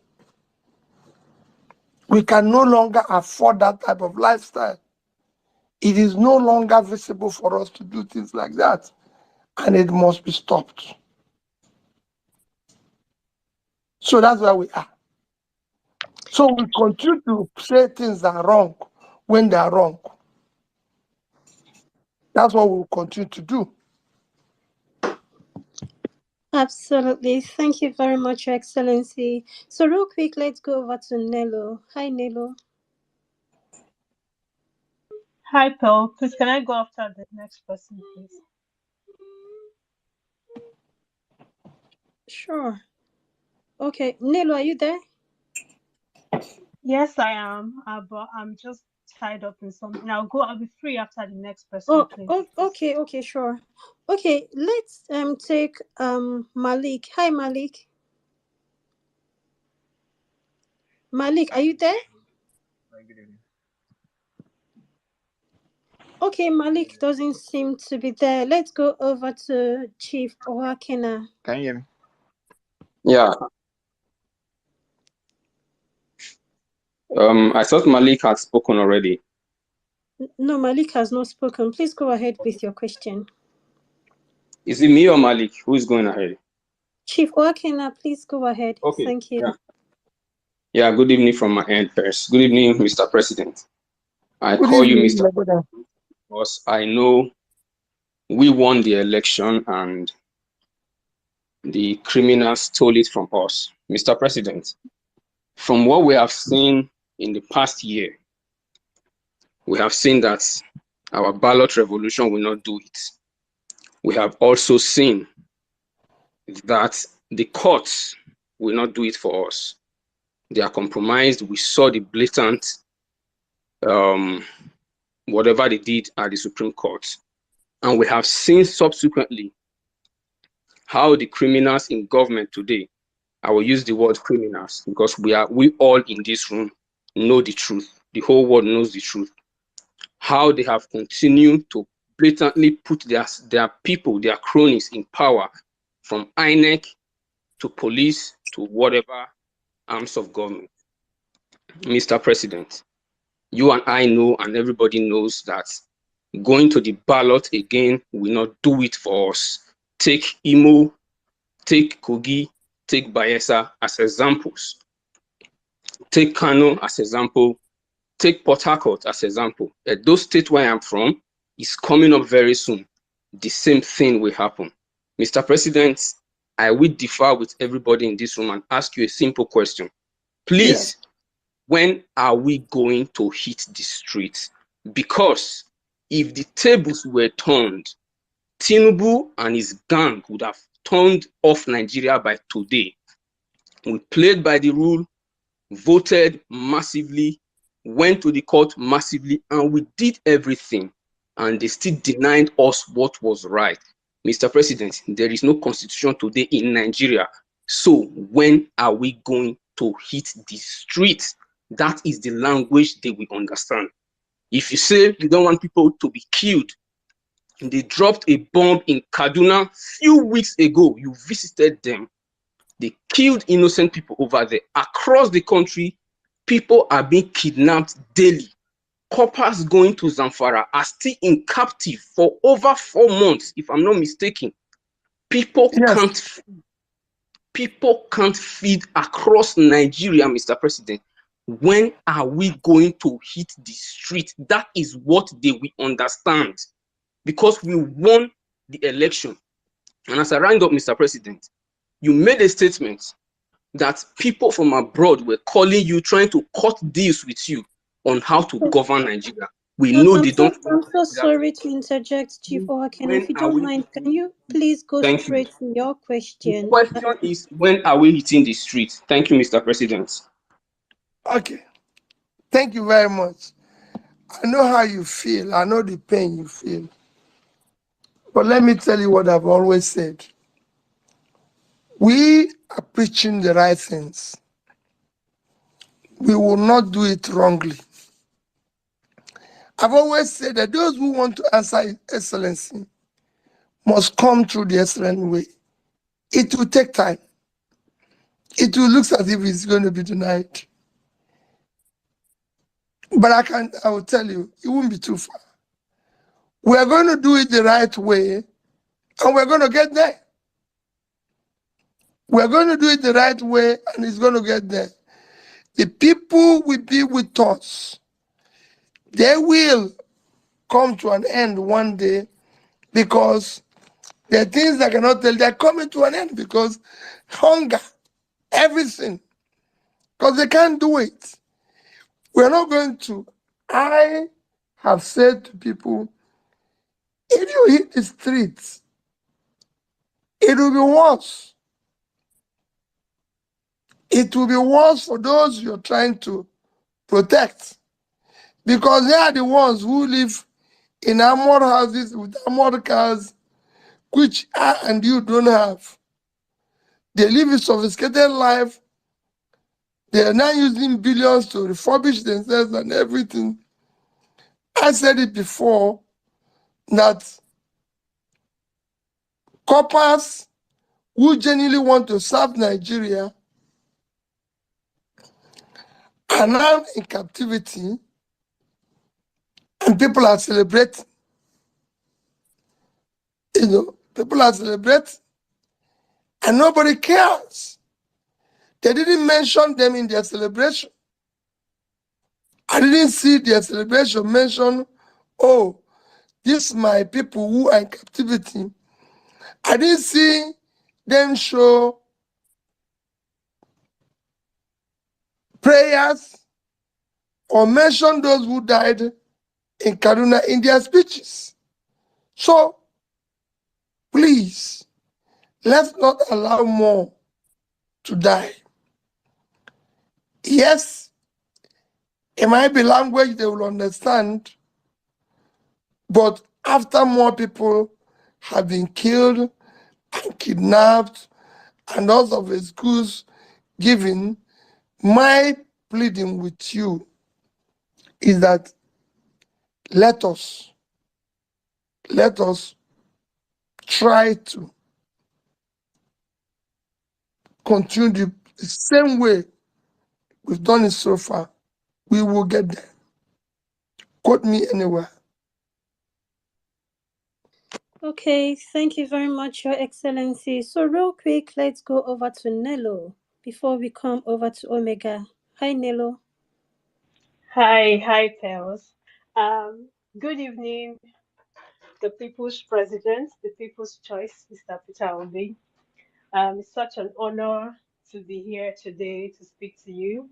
So, sir, my question is this. It's We an know honor that for me too. Nigerian politicians are ruthless. I mean, we saw what they did in the last election. And it's very nice to hear you speak and to hear your optimism, for the Nigeria that we want, the Nigeria that we deserve.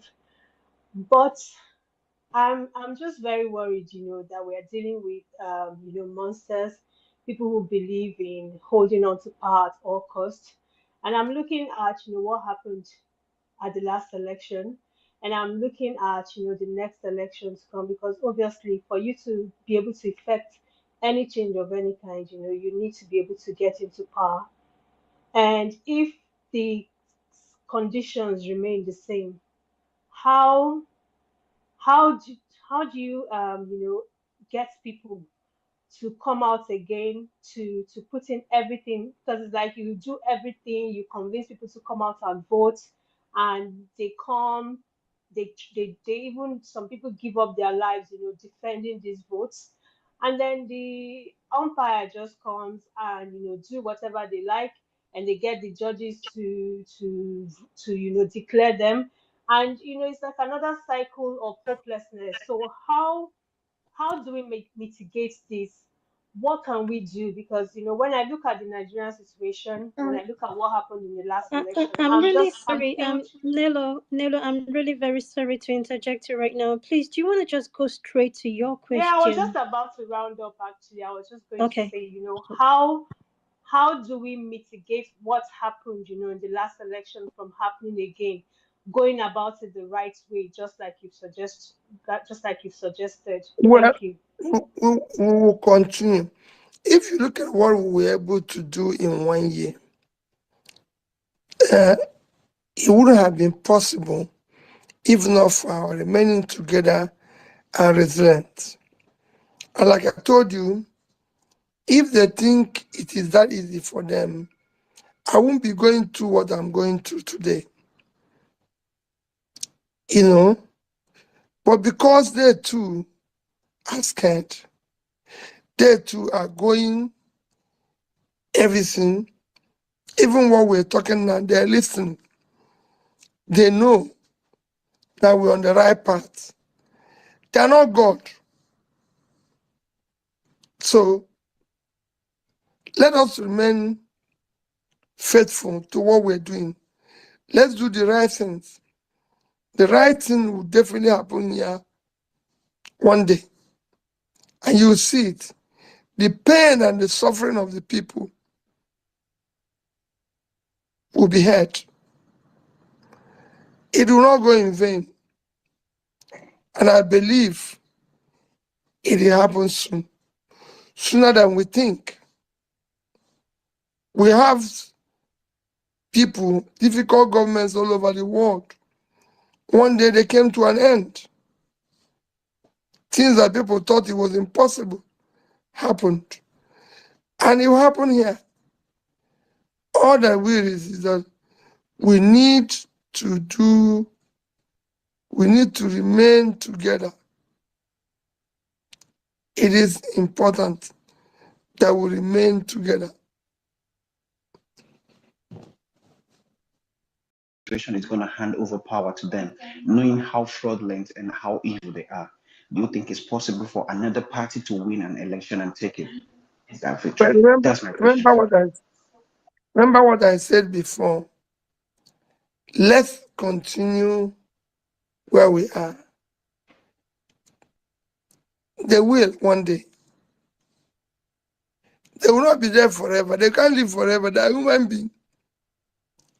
They too will even die one day. So they are not going to be there forever. When this is happening, it looks as if they are going to remember. They are not going to be here forever. They are human beings.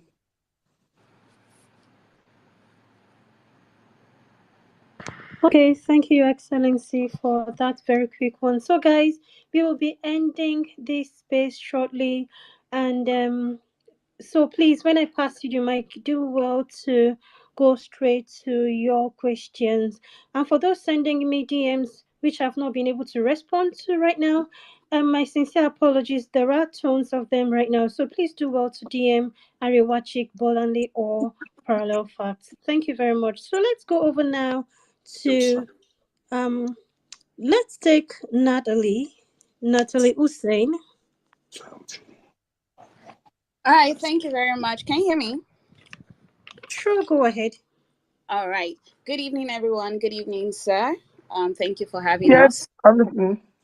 All right. So my question, you've answered a big part of my question already, from the questions the previous speakers just asked.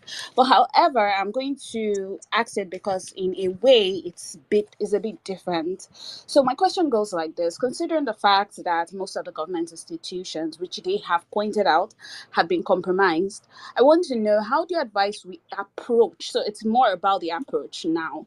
How do you advise we approach the next elections? What do you think we need to do differently?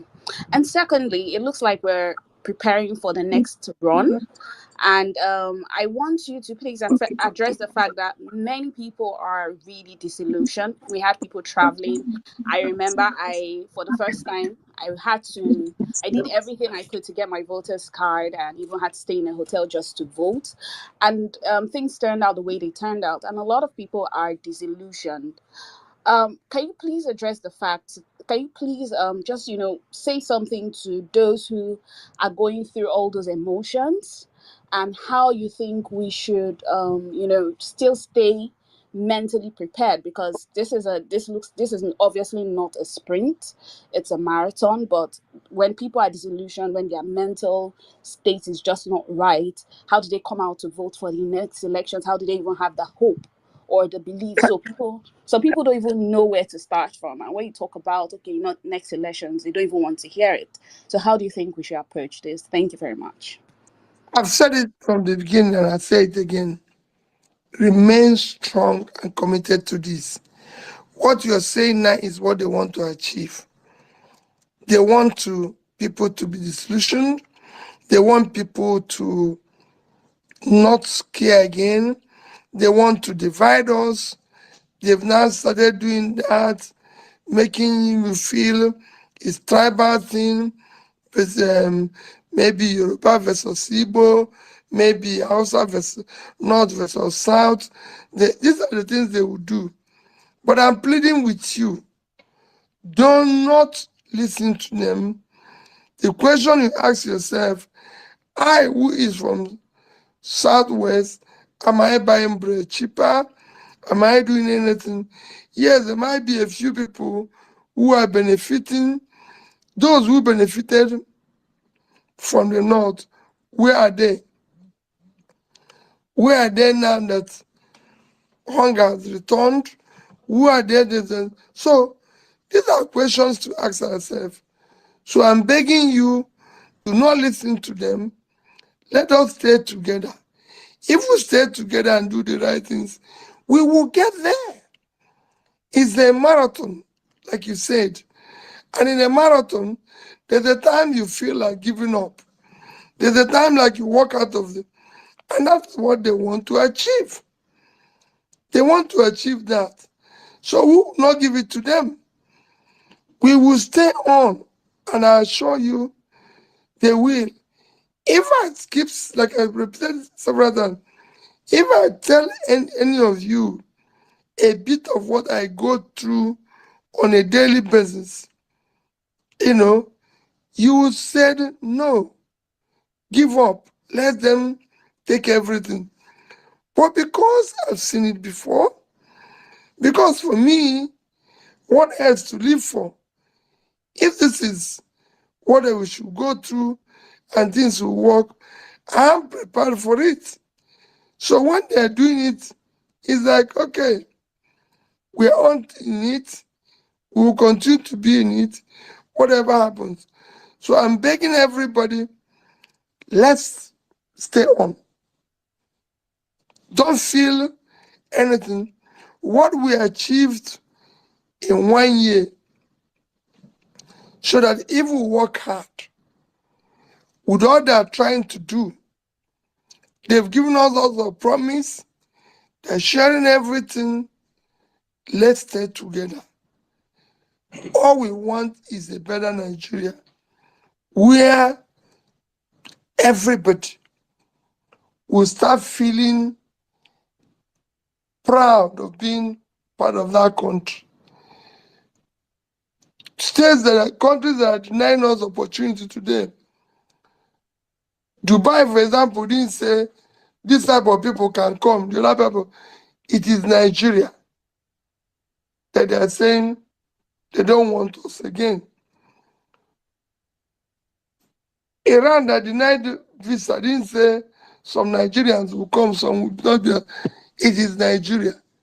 Everybody that is dealing with us now is dealing with us as a Nigerian. Like I said, JSK didn't say we will not leave Nigeria because we're in Southwest and the Southwestern is now in charge. They left because they didn't see hope in Nigeria. Because about Nigeria. It's not about who is there and who is not there. PNG, all their facilities is in Southwest. They left. They didn't say, oh, let's wait. They didn't leave because a Southeastern and a Northerner. They didn't even leave when Buhari was in charge to say, okay, since it's the Northerner that is there.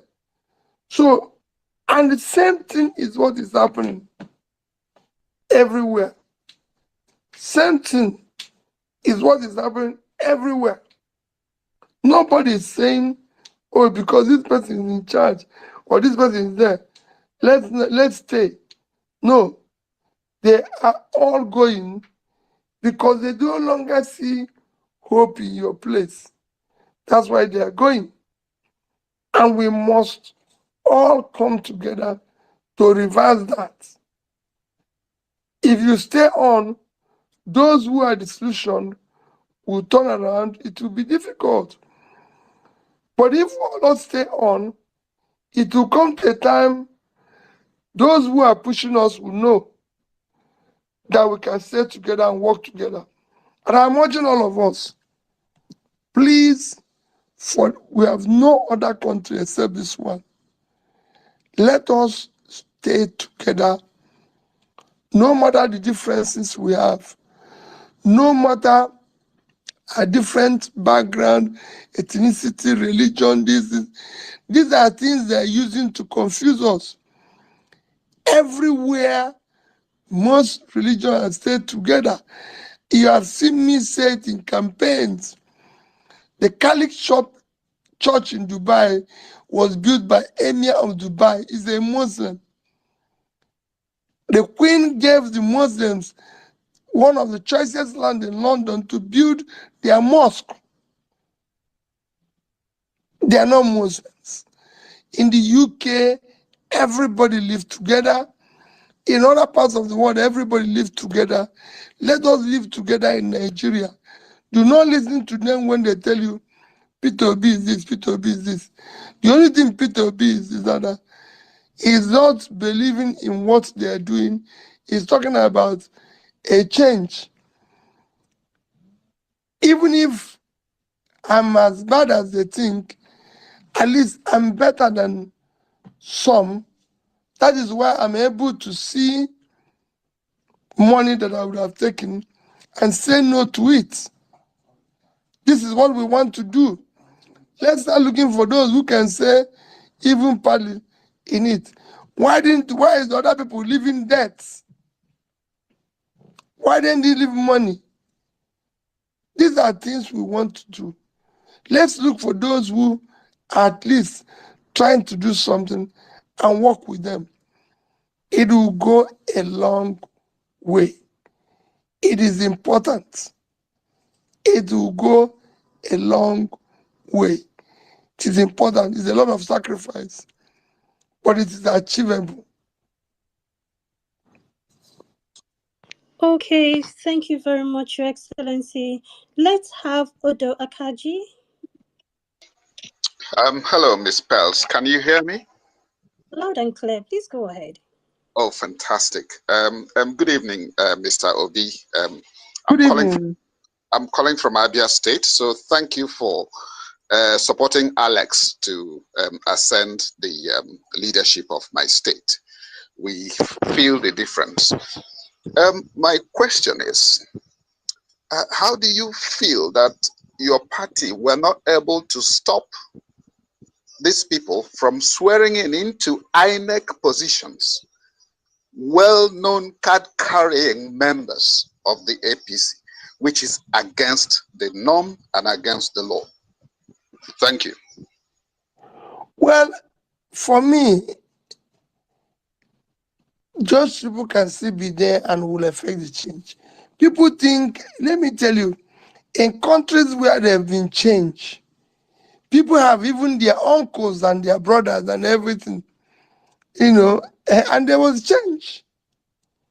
It's happened in countries where they have their uncles, their parents, their children, everywhere, and change happened.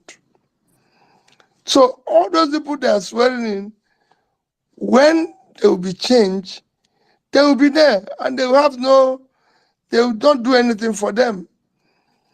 It is when we allow it that they will get away with whatever they will get away with.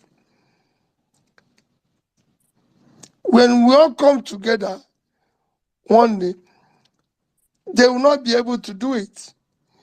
There will be a day INEC officer will not risk announcing the wrong result.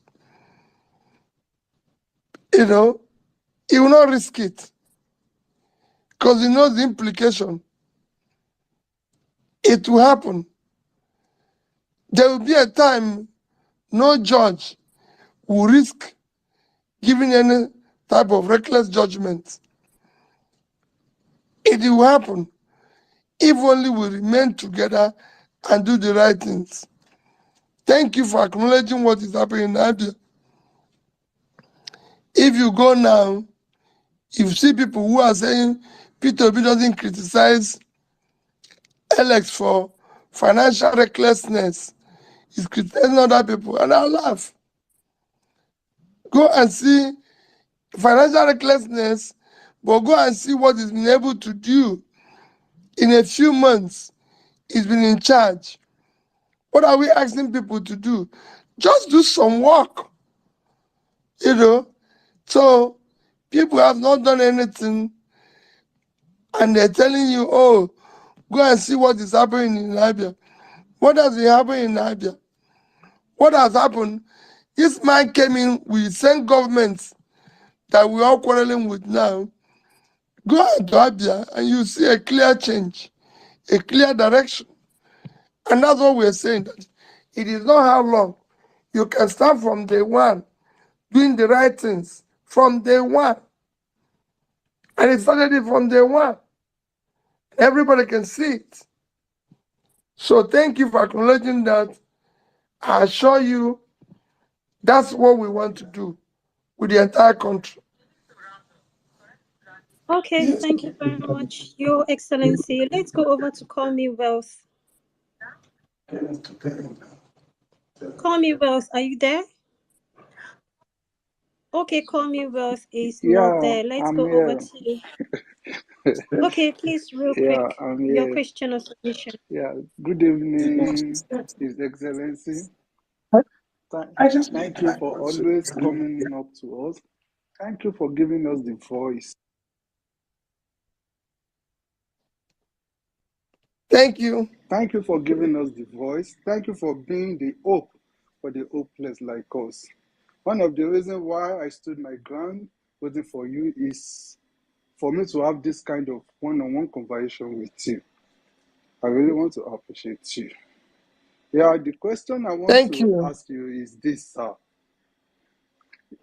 You knowing Nigerian mandate was stolen, and you sleeping and waking up to see how those who stole our mandate are keep running the country to the ground. How do you feel? What is the hope of the common man like me? Like you said, living this country is not the solution. And it's really tiring and frustrating. How do you The feel hope we waking up have and is seeing to all this? Please. the hope we have is to continue to resist them, to continue to say no to all this. The hope we have is to continue saying no. I've said it repeatedly here that what I'm going through is enough for anybody to say, no, I cannot go through this again. But I'm going through it. You know, I'm at a point where, like I've repeated it several times here, I'm at a point where you wake up one day and I'll not be there. But we must resist it. We must resist it. If we don't, it will consume not just us, but future generation. We must now continue to say no, even if we are remaining just few of us, which is what they want to do now. If I tell you that the amount of money being shared today has never been shared politically in this country, what they are sharing today. And they are sharing it because they want us to run away. They are sharing it because they know they've impoverished the people. So those people who are impoverished are now busy collecting their own money in a manner where they're going to use it to show, oh, these people.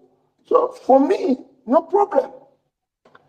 I can assure you I am there, committed to it and everything. So do not give up. We'll be there. And if anything goes wrong, please continue. I tell people this. If you hear that anything goes wrong with me, do not join them. They will come with intimidation, they will come with fear, they will come with everything. But that will not bring change. What will bring change is that we will remain together. They will remain together. It's not that when they jail this man or kill this man, everybody runs away. I'm not going to run away. I'm in it, and I'll remain in it. Thank you. Thank you very much, Your Excellency. Apologies, guys. We cannot take more speakers right now. We're just going to have the last person here on stage, and then we have to end the space. We've actually exceeded the amount of hours we planned to spend here. And again, I apologize. I'm getting tons and tons and tons of DMs from people, even as I'm speaking. I really apologize. I won't be able to respond right now till after the space. So over to you, Ibrahim. Then when you ask, Your Excellency, after Ibrahim asks, can you please answer his question and then go ahead and give your final submission? Maybe the Thank you person very is much, not there sir. any longer. Good evening, everyone. Good evening, Parallels. My own is not very low. You have said that we have to come together. We have to stick together. We have to be together. So I think coming together needs a small I'm not structure hearing you again. and a small leadership for us to see how we can come Oh, together hold on, to do hold whatever we on. want to do. Ibrahim, can Hello? you hold on a little bit? Your Excellency, can you hear me? Hello? Can you hear me, sir? I'm hearing you now. Okay. Ibrahim is speaking next. Let's see if you can hear him. Okay. Ibrahim, please go ahead. Yeah, Excellency, you've been saying that we have to come together, we have to be together, we have to work together. And working together, being together, need like a structure and small leadership, and also what we'll be doing to keep ourselves together, the activities we're supposed to be both online and offline, how we're supposed to, that family mindset that you want us to have, how we, what are we going to put together to bring ourselves more closer? I think Parallel Facts and Violence Space are doing an activity on a weekly basis. What else can we put together just for us to remain one family? And how is the leadership going to be? Are we still going to revert back to you? Are we supposed to select some people around us that to give us leadership, or we just continue to do what we did during the election, everybody to be on this one? Thank you. Well, these are things that we're going to talk about and work on going forward. We must find a way to remain together, work together, like I said. But this, what you said now, is like a suggestion on things we need to do going forward. We really need to start, finding ways of remaining together, engaged, but it was something we must do if we must be able to achieve any result that will impact and achieve where we're going, because we have a purpose. It is that purpose that will keep us together. It is that have us to have a loose coordination, maybe people in different zones, in different areas, and everything. No, it wouldn't be just referring only to me. We have to have leadership that is coordinated so that we know we are working. But if we just came out of the election, we're going to do that. We're going to be working with Labour Party, because that is where we are. And then other people who believe in what they're doing, who are not our members, we have to find a way to accommodate everybody to be able to move. But it is not something I can say to you, this is the way, this night, or this way. These are things we have to, other people will come with their different ideas. Remember what I've always said, I don't know everything. Anybody who knows everything to me is an idiot. You learn, you listen to other people. I'm somebody who believes that a leader's job is to always learn, always listen. A leader must be a listener, he must be a learner, but he must be someone who is strong enough to know that you have to implement the right thing, do the right thing, stay on it, even when it's going to be a huge cost to you.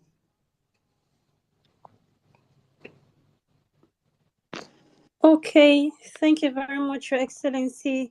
Would that count as your final submission, or you still want to give a final submission, sir? Well, let me again appeal, kneeling down to say, please do not give up. Our country is going through a very difficult time. People are suffering. It is not easy for any country to go where over 50% of your population is living under poverty. Almost three-quarters of your population is living under multi-dimensional poverty. Over 20 million of your population are students out of school. You have almost 40% youth unemployment. It is not easy. And we can't go on like this. We have no other country except this one I'm begging all of you, do not give up on the country. Yes, people might find way to go out, but even if you go out, do not switch off on Nigeria. Remember that your people are here. We're here. We don't want to give up. Let us work as a family. Even if some of us are not there tomorrow, do not give up on Nigeria.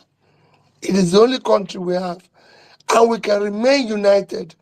Nigeria has all it takes to be a great country. From the north